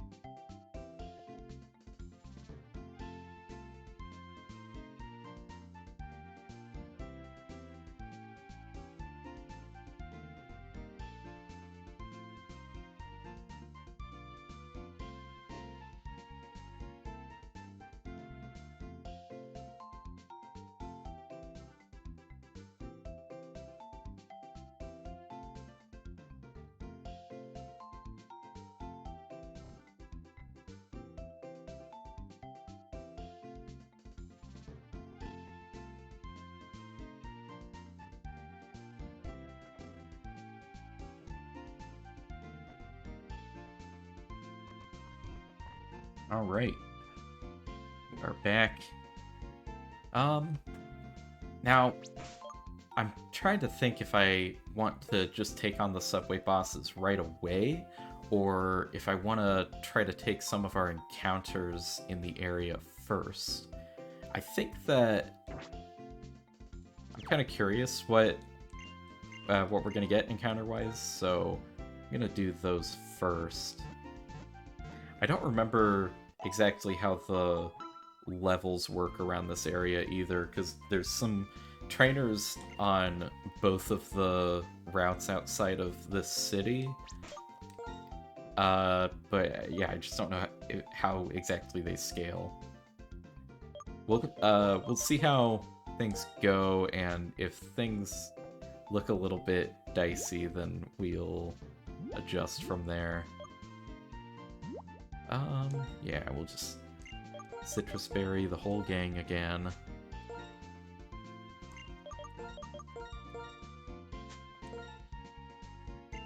And I imagine Showtime's gonna be pretty close to evolving, but I don't remember the exact level. That'll be something to look forward to, though. I think I'll give the experience share back until we're at another major encounter. I think that's good. Let's see. Yeah, we'll go ahead and go with this. We have Route 5 and Route, I want to say it's 16. We'll go out this way first.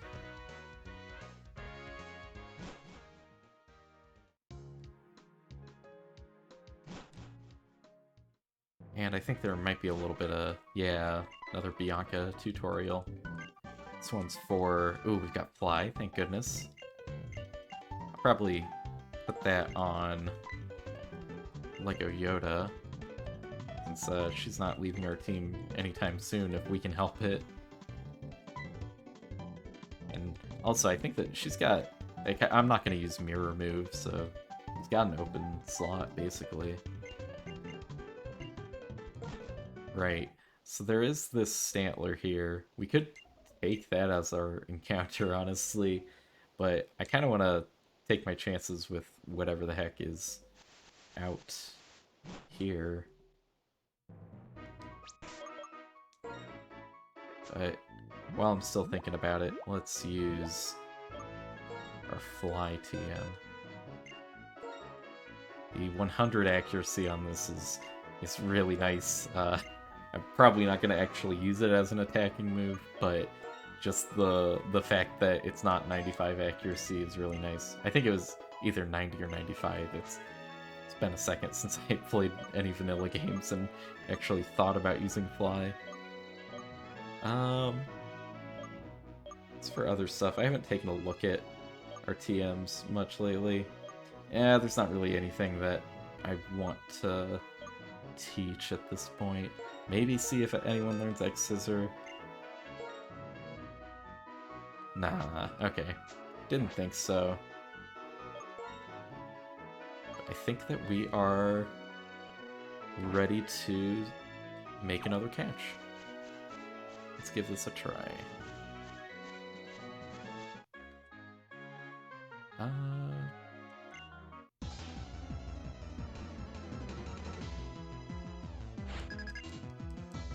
Alright, here's the moment of truth for the level curve, I guess. 32. Okay, so probably okay. Swap out to someone else. I don't think my junior's that tanky, but oh, well, I guess he can take a Volt Switch just fine. So this is Psychic Fairy in this. Tuck should be able to take anything that this thing has. And Light Screen doesn't matter, because Tuck is a physical attacker. I don't think I've actually seen the attack boost from Strength happen yet. I don't know what the chances are for that to happen. Oh, let's go Cherrim. Huge Cherrim fan. Unfortunately, we have to kill it. Oh, but first... we have the Happy Flower form. Oh man, Yeah, I love this Pokemon a lot. It's definitely not a great Pokemon, but I just like it. Petal Dance. That could be trouble. Ooh, that's some damage. Alright, let's get rid of this thing before I regret saying that it's not that good. And hey, we got the attack boost from Strength. We might have to switch Tuck out, though. Jigglypuff, I think you can see him. Okay.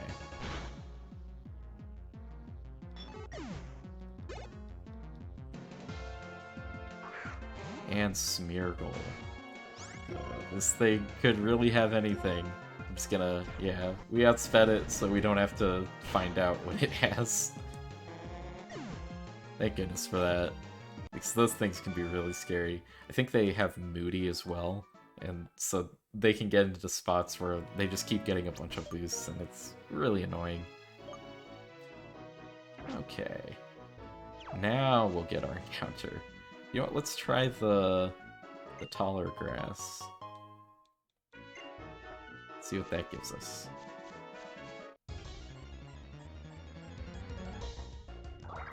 Solosis? Okay. I don't think we have any psychic types at this point, so this is good for type diversity, and Reuniclus is pretty tanky. Rollout. Yeah, I think we'll just bring in Knave for that then. I think we're safe doing a full switch. Don't make me eat my words, Boosin. And that was a bad idea. Alright, we're not gonna have a Solosis. Well, first failed encounter for the run, jeez. That's my bad completely. I just way overestimated Solosis's bulk and underestimated Boostin's strength. That's on me. Alright.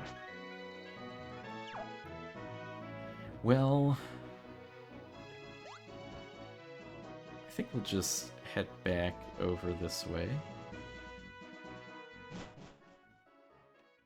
See if we have any better luck over on Route 16. Then there's also the Lostlorn Forest. I think it's... I want to say, yeah, it should be Lostlorn Forest. Again, my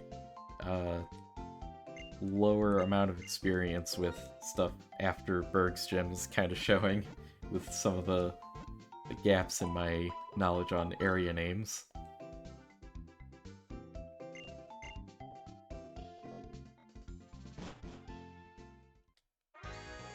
Man, I'm regretting that Solosis' death more and more the more I think about it, because Reuniclus is like it can get Regenerator for its ability, so it heals when it switches out, and that's incredibly powerful.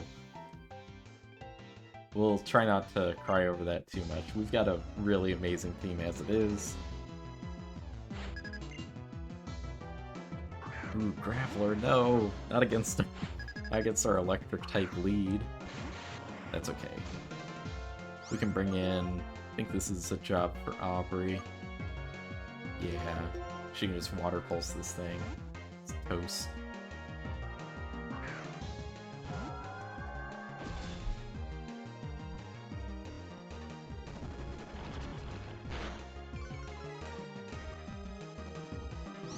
Not a big deal. Be able to take us out. We still outspeed because Graveler's pretty slow. Right, sturdy. I wonder if after 2 speed drops, if it's gonna outspeed. Oh, it's... Why does it have Sucker Punch?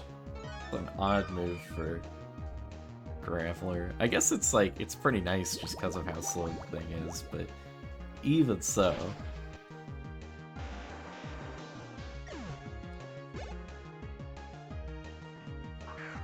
Ooh, Dugtrio has a little bit more of a problem. Might have Arena Trap too. This thing doesn't hit super hard, but with Aubrey being at about half health, that's what really concerns me. Bring in Lego Yoda. Oh, yep, it is Arena Trap. Okay, well, do we go for... I'm gonna play it safe and just heal here. I think that Aubrey would live a hit from this thing unless it had something super strong, but there's no point in risking it. Magnitude 6. And this should take it out. Dugtrio's frail as hell. Wow, never mind. Dang, okay. I'm eating my words. And yeah, Sucker Punch, not a problem for us.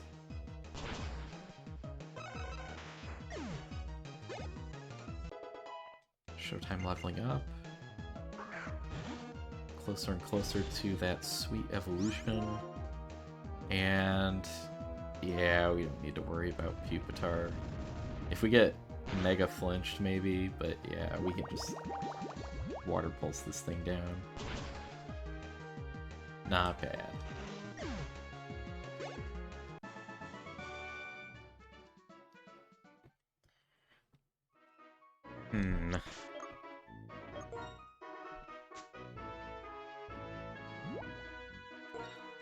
Get him healed up again.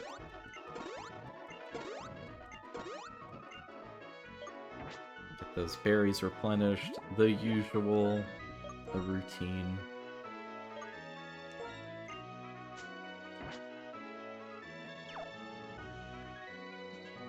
Oh, right. I don't think it's that big of a deal. I don't need to juke these guys. They're not going to be that threatening, but it is a little bit of a more of a time waste than a threat. But now that I say that, maybe I'm cursing myself. I'm glad that thing didn't have Fake Out. I thought it might. Get the special attack boost, not bad. And the hard counter with Soundproof. That's been relevant twice today. That's pretty funny. Just it feels like such a niche ability. I rarely see it come into play that often. Okay. We can probably just charge beam this one too. I swear, Boostin's got the highest accuracy on this move. And he's getting the special attack boost super often too.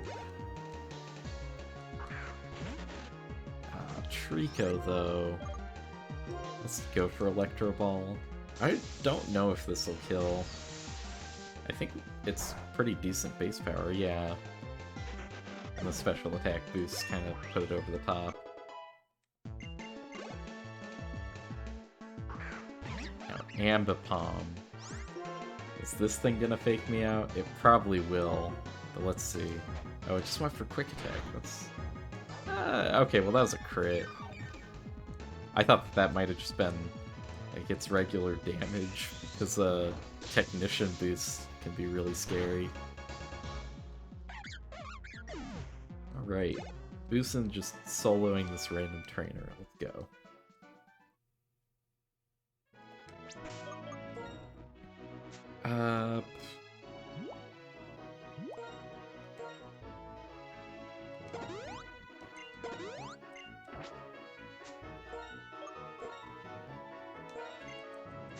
I think we'll get our encounter here, and then we can make our way up to Lost Thorn Forest.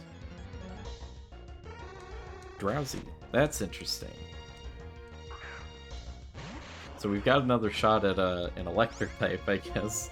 I'm gonna play this one a little safer. I'm just gonna Thunder Wave here. Then... do we have anyone who's got a weak move? Wake Up Slap? Probably not a problem. Yeah.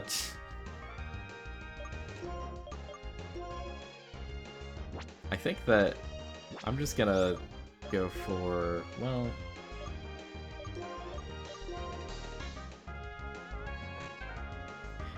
even something like Headbutt, I'm kind of worried about. I just don't want to kill anything. I'll just go for a catch, I guess. Unless this thing shows something stronger than Wake Up Slap, I think that we're pretty fine. Alright. Drowsy's kind of interesting, because if I remember right, and it's been a minute, but I want to say that this thing actually has Bad Dreams as its ability, or at least that's one of the possible abilities, which I think is really cool and fits with the theming for the Pokemon. I guess we'll find out. Now, as far as nicknames go,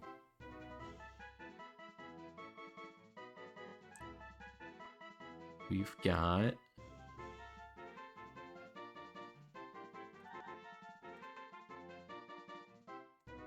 This one's gonna be Thor. Shout out to Thor. Huge homie from the old school Illinois PM scene. Now, kind of a goated ultimate Cloud name. Pretty cool guy.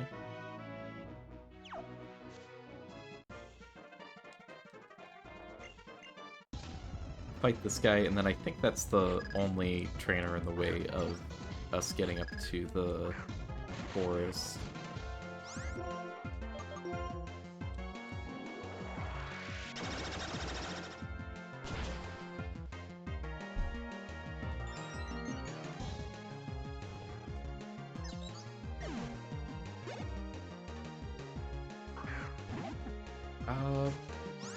Probably don't need to be that concerned about Watchog, but I will Volt Switch at least. Oh, it's got Detect.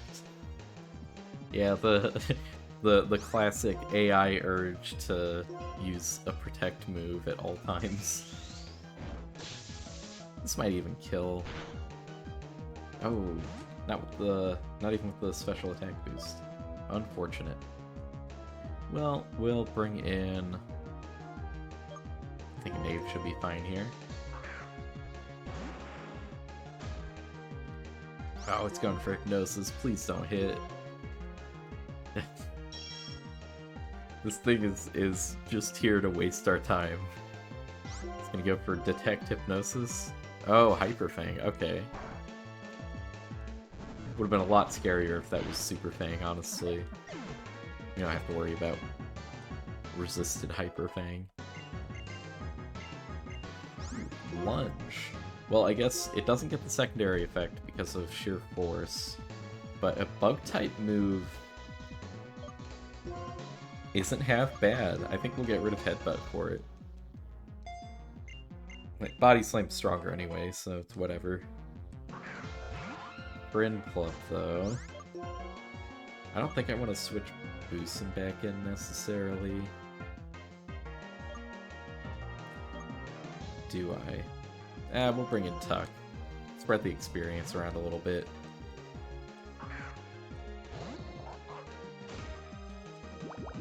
Yeah. I think Tuck's just fine here. Should be able to 1v1 a Printplup pretty easily. Not a one-shot, but yeah, that's fine. I think that this guy's got one more. Yeah, I'll probably just switch out for the sleep. But Skiploom's probably gonna spam sleep powder too, so let's just go for strength and hope we wake up sooner rather than later. Acrobatics isn't doing too much anyway. Yeah, and between that, the berry and the fact that this is doing like no damage to us, I think we're just fine. As long as we don't get, like, double crit or something. Yeah, just take this thing out. Thank you, Tuck. Even critting. It probably didn't matter, but crits always matter. There we go. Now it truly is showtime. Let's go. Crit 100% mattered.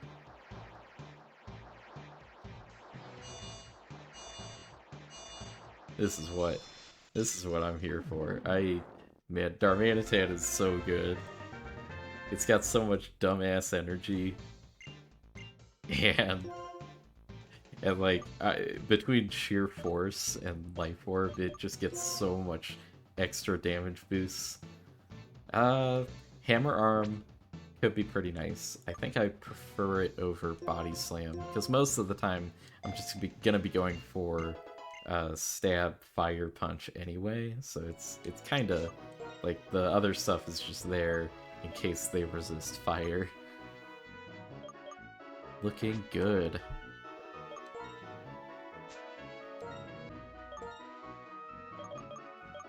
Give that to Tuck, get everyone healed up, and we'll get our next encounter.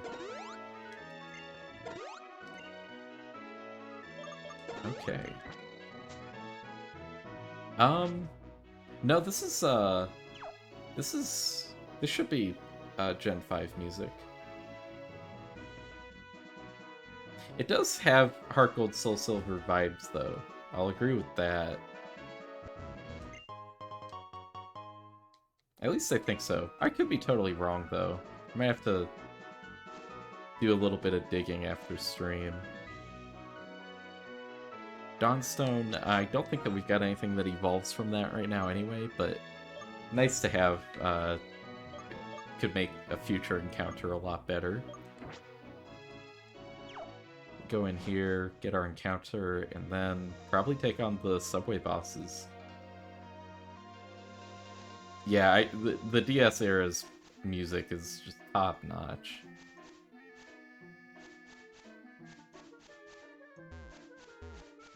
See if we can maybe get our encounter?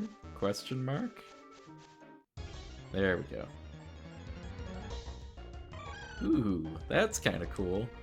Mischievous.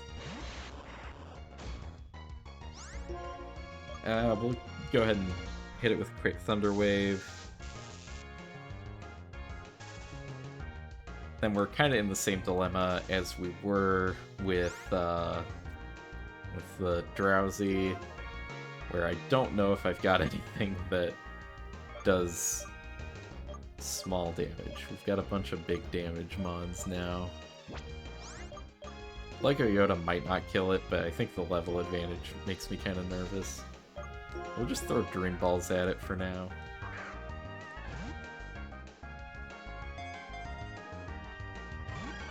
Okay, that did nothing. But we're not in too much danger if that's the best it can do. I think I'm just gonna fast forward through this and hope we get a catch. Ah, okay. Nightshade is a little bit more of a problem, but at least it can't crit. Man, if those fixed damage moves could crit, that would be kind of crazy. Not feeling good about that Nightshade right now. We've got one more shot before we gotta switch out. But then we can just use Tuck since he's immune to Nightshade. Alright.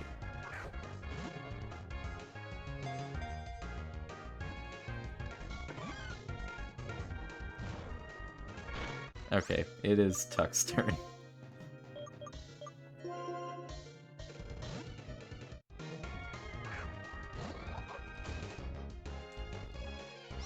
That'll force the AI to probably use Psybeam, and that's not going to do too much to us. Unfortunately, we can't really hit the Mischievous without killing it, because all we've got to hit it is Crunch. But there we go. Now, Mischievous... I want to say... so I know that Jiff said that that they wanted a Fox Pokemon, but there's not enough Fox Pokemon for that to be relevant all the time. And I think that this kind of has just vibes. I don't know. I don't know what the consensus is there, but so I'm gonna name this one Jisp.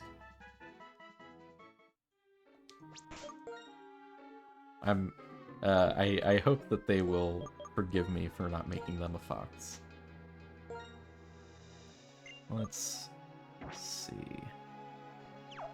I don't remember what items we can pick up here, so we'll do a little bit of exploring before we head back. Mischievous is a pretty cool catch, too. I don't think I've gotten one of those in my previous runs. Could be pretty fun.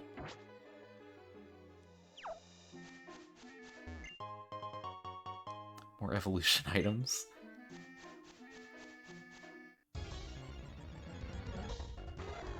Murkrow could have been kind of cool. There's some pretty cool encounters here.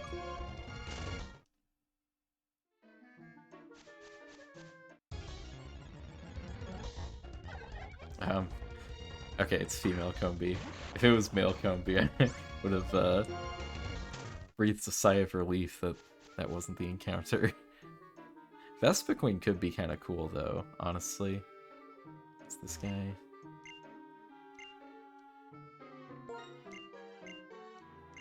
Right, this is the Snarl TM. And then this is, we get bamboozled here. Snarl's pretty dang nice. I guess Tuck can learn it, but it is a special move. Kind of use it for the secondary effect anyway, but I'm not going to bother with learning it right now. Uh-oh. And what is this? Grip Claw? Not that big of a deal. Alright, well I guess we'll head out. And then it's time for the subway bosses. Actually, I can save us a little bit of time, since we've got Fly on Lego Yoda.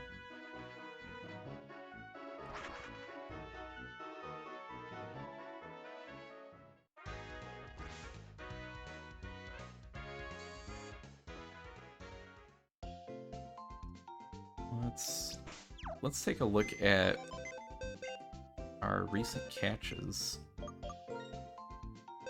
I don't think I'm going to be doing any restructuring for the team right now, but yes, okay.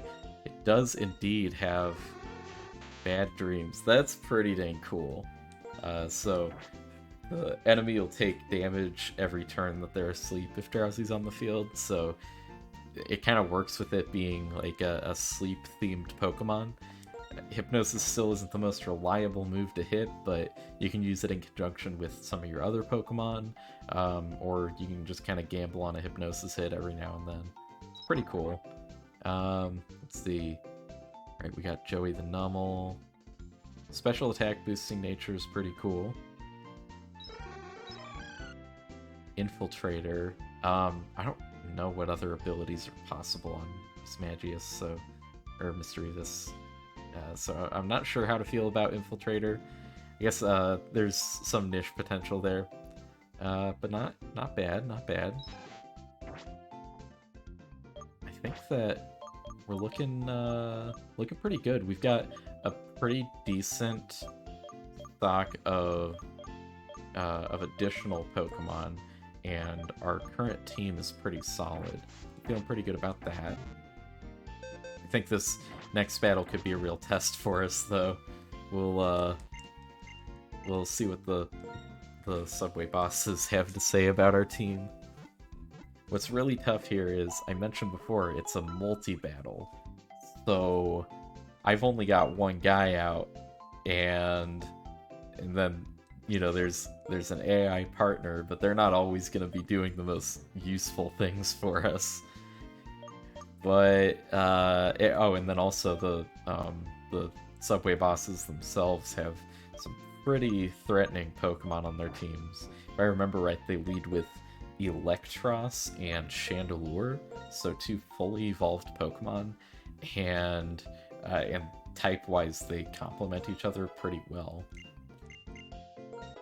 We'll get our team up to our level cap. Signal Beam, that could be really nice. Do I want to get rid of Charge Beam or Electro Ball? Electro Ball is a little bit more situational. Charge Beam is not as reliable because of the accuracy, although Boosin hasn't missed a single one, which is pretty impressive. But I think that it's kind of nice, like, I go for Volt Switch if I don't want to continue fighting, and I go for Electro Ball if I want to continue fighting. I feel like that's kind of the way I prefer it, rather than Charge Beam. The unreliability is what really gets me. Signal Beam gives us a little bit of type coverage, which is nice. Get Aubrey up as well. Dragon Breath, that's pretty cool. 70 base power. I think we'll get rid of Dragon Tail.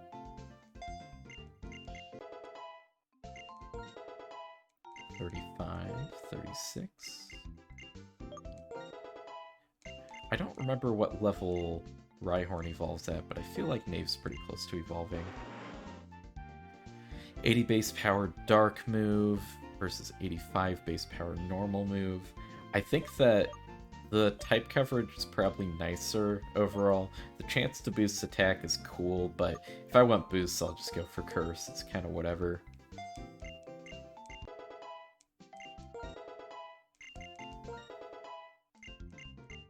Oh, that's pretty good timing. Alright. And we can keep the Eviolite on Knave as well. Eviolite Rhydon is no joke.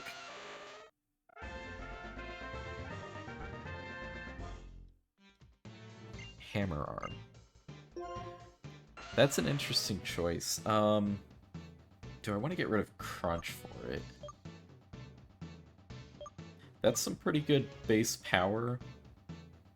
And we don't really have a fighting type on the team. I guess we do have Hammer Arm on Showtime as well. But I think that... let's see, 90 accuracy is also an issue. So Crunch would be good for Psychics and Ghosts. Whereas Hammer Arm would be good for... what, Steel, Dark, Normal... Yeah, I don't think either's a bad choice. I think I'm gonna go with Crunch, though, just for the... I usually opt for the more accurate moves if I can help it. I don't think Hammer Arm's a bad choice, though. Let's get Lego Yoda up as well. Steel Wing. Did they buff this at all? 70 power, 90 accuracy. I don't think I've used Quick Attack at all. It might be bad luck getting rid of our priority option, but a little bit of type coverage can be nice.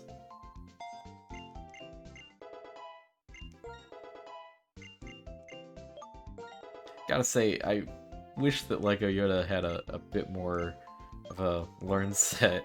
I haven't had a whole lot of super useful moves on her after Feather Dance. Play rough on Tuck is kind of nice, though. 90 base power. Man, Barry is a really good type to have. I just don't know which of these three moves I'd want to get rid of for it. Let me think. Crunch is good for Ghosts and Psychics. It's especially nice for Ghosts on Tuck here.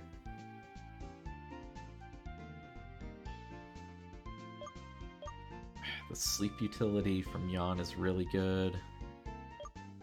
Being able to tank their attack is also really good. I think I'm gonna pass up on Play Rough, but I might end up regretting that one. Alright, that's the whole team at level 36. Let's give our Life Orb to Showtime. And I think that we are good to go here. I don't think there's any other items I really want to go for. Maybe Silk Scarf on Tuck if I want to go outside of the standard Citrus Berry strats. But I think that I feel pretty good about the setup for the team right now. Now to think about what to do against the enemy lead. So they've got Electros and Chandelure. So leading with Boosin and getting a Volt Switch off might be nice. We could even stay in and go for Thunder Wave if we felt really brave. But I think at the very least, Boosin Volt Switching and like Electros is gonna go for an electric move into Boosin. So bringing an Aubrey would not be a bad call. And then if we were nervous about what the enemy does next turn, we can switch into like Knave or something.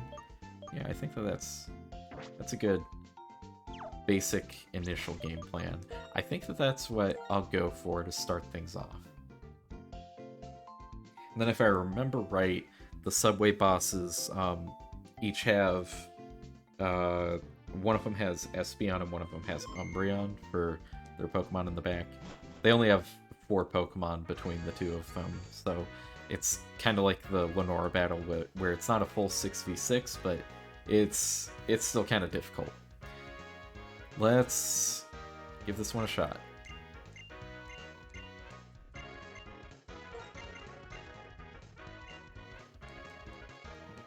This battle caught me off guard the first time I ever played it. It kind of came out of nowhere, and they kind of messed me up. So I've always been nervous about them since then.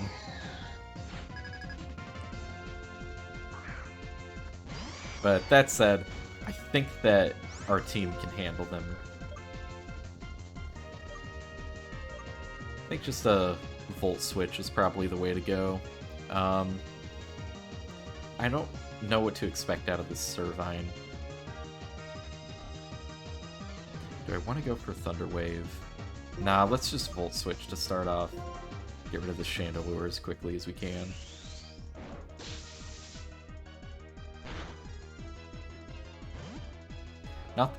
Not bad damage. I think that's okay.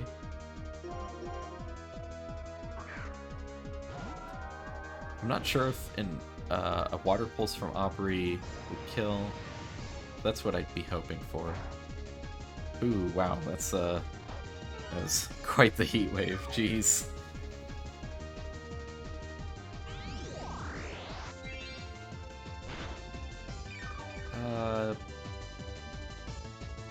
Yeah, Servine's not super effectual here. That paralysis is kind of annoying, but at the same time, it does activate Marvel Scale, which is kind of nice. Even so,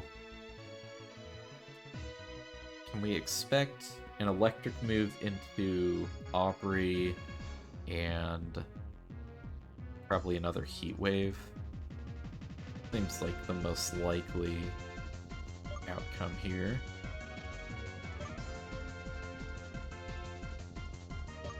Let's bring in Knave. I think he should be pretty safe against most anything they throw at us. Ooh, unless Chandelure has like Energy Ball. Okay, they just went for Heat Wave anyway. Gosh, Servine's just getting smacked up right now. Let's see if this Simipour can do any better. Knave's kind of nice support here for Simipour so that it can not worry about Electros's electric moves, though. I'm gonna hope that they don't have any good coverage, I suppose. We'll go for Chandelure, and then if Simipour kills the Chandelure, then our Rock Blast will just hit Electros. I think that's the play. Electros use Protect, that's fine. Aqua Tail. Nice, okay. Relatively early kill, so that's good. Now they've got Espeon. What does Espeon go for? It's not entirely clear. But it's got some pretty scary special attack. I think that could be very difficult. If we bring in Tuck, Tuck's pretty tanky.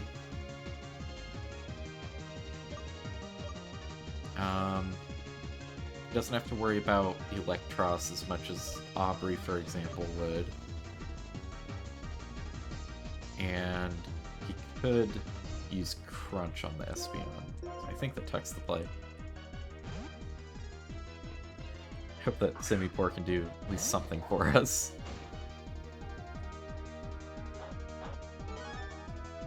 Ooh, Psychic Gem, boosted Psychic, wow.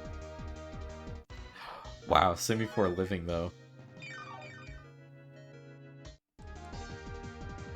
Another Aqua Tail. Probably not going to be that much damage though. Yeah.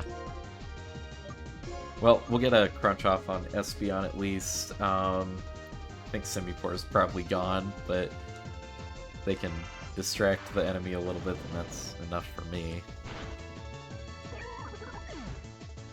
If we get the Espeon taken out here, then this just becomes a single battle, basically. Does not kill. Brick Break. That's not what you want to see. Tuck is a champ, though. Able to take that pretty solidly.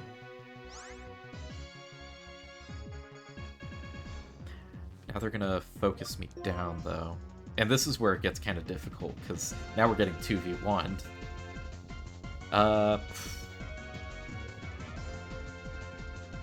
This could be bad if the AI goes for an electric move with Electros, but I'm gonna hope that they don't. Let's bring in Lego Yoda. Get the attack drop on the Electros.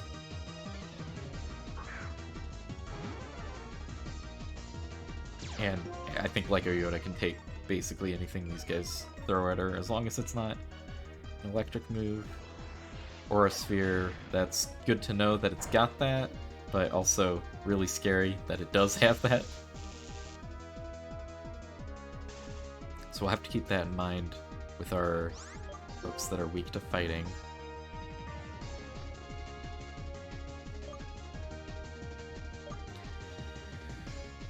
I don't know if boosting could handle getting focused down,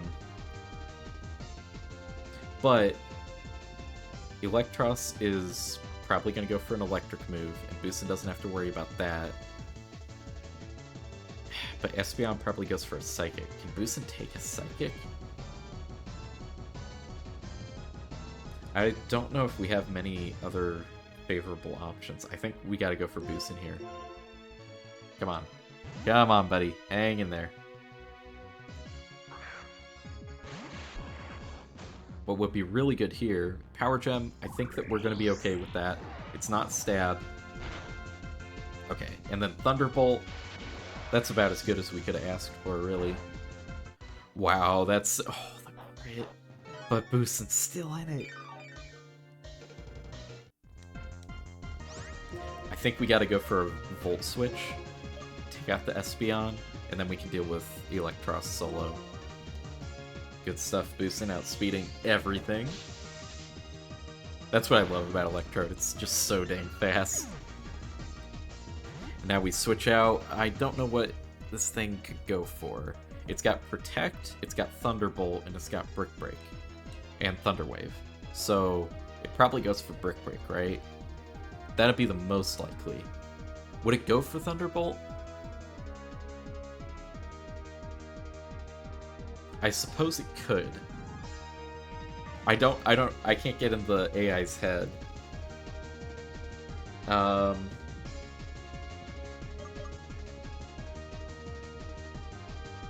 Is Showtime the way to go?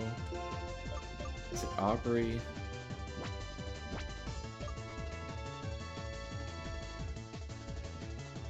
I don't want to switch Tuck or Knave in on a Brick Break. I don't want to switch Aubrey or Lego Yoda in on a Thunderbolt. So it might just be Showtime. Let's go for Showtime. Ooh, went for Thunder Wave. Okay.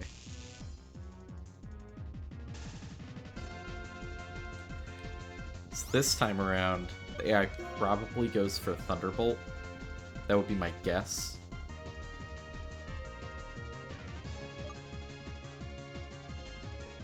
I think Tuck would be the pick here.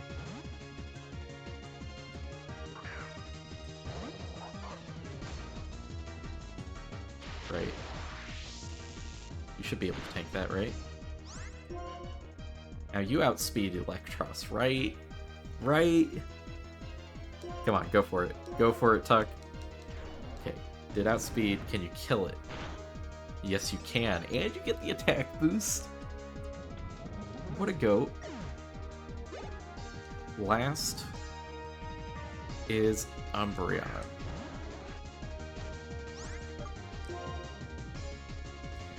Half the team's paralyzed. What does Umbreon go for? I don't know. We're gonna sip some lemonade and find out.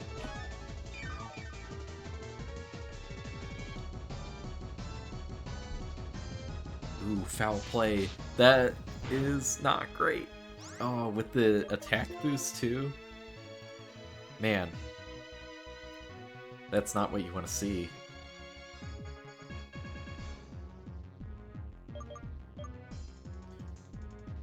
What else does Umbreon have? I think that Aubrey's a pretty safe switch. I don't think that it's got anything that could do that much to Aubrey. Just foul play. Yeah, that's not a problem. Let's go for Aqua Ring.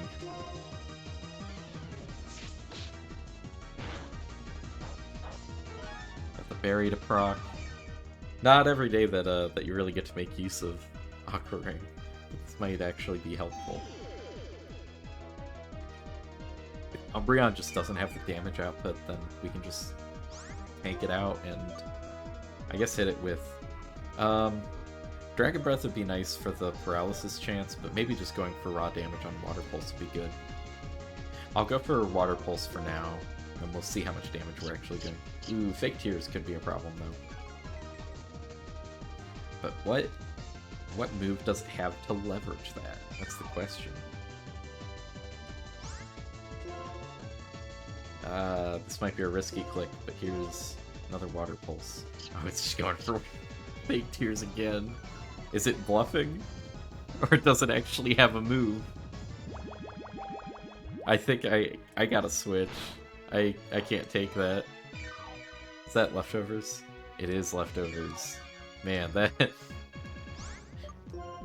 Truly, we are Star Wars.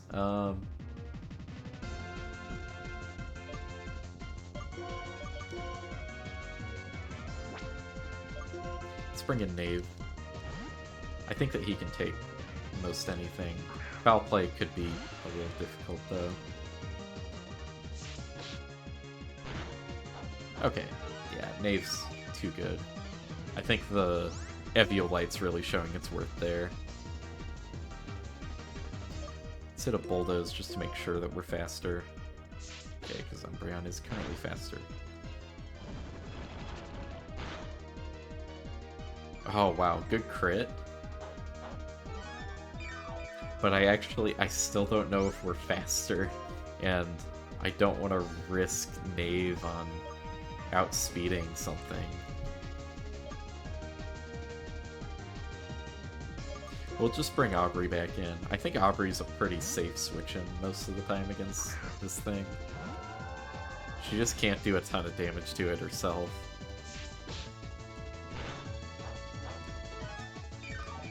This leftovers is a real problem, though. I'm gonna go for Dragon Breath, try to get a paralysis, I think. Just to make this thing a little bit less threatening. There we go. And we don't have to worry about Synchronize, because we're already paralyzed. Between the paralysis and the speed drop from Bulldoze, I don't think we have to worry about this thing outspeeding almost anyone on the team now. We are in danger of a crit, though. This might be a little bit too paranoid, but I am going to bring in Lego Yoda.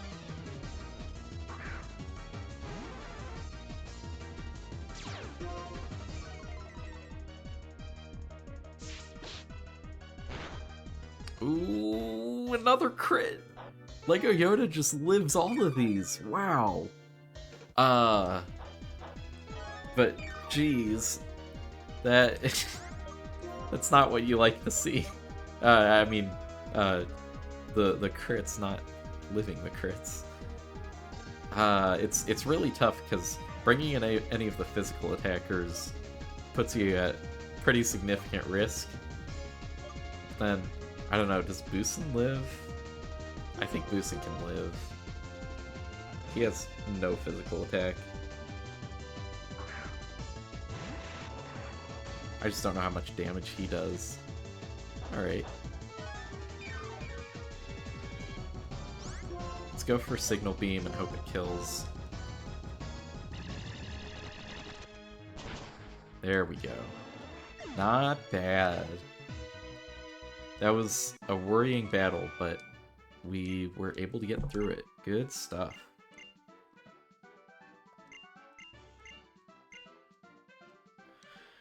Wow. Well, that's another major battle out of our way then. Next up is gonna be Elisa, and I gotta check for the level cap on that one too. It's gonna be level 38. Just a tiny jump, and that makes sense because there's not a whole lot of content between there and here. Here we go, level 38 for the cap.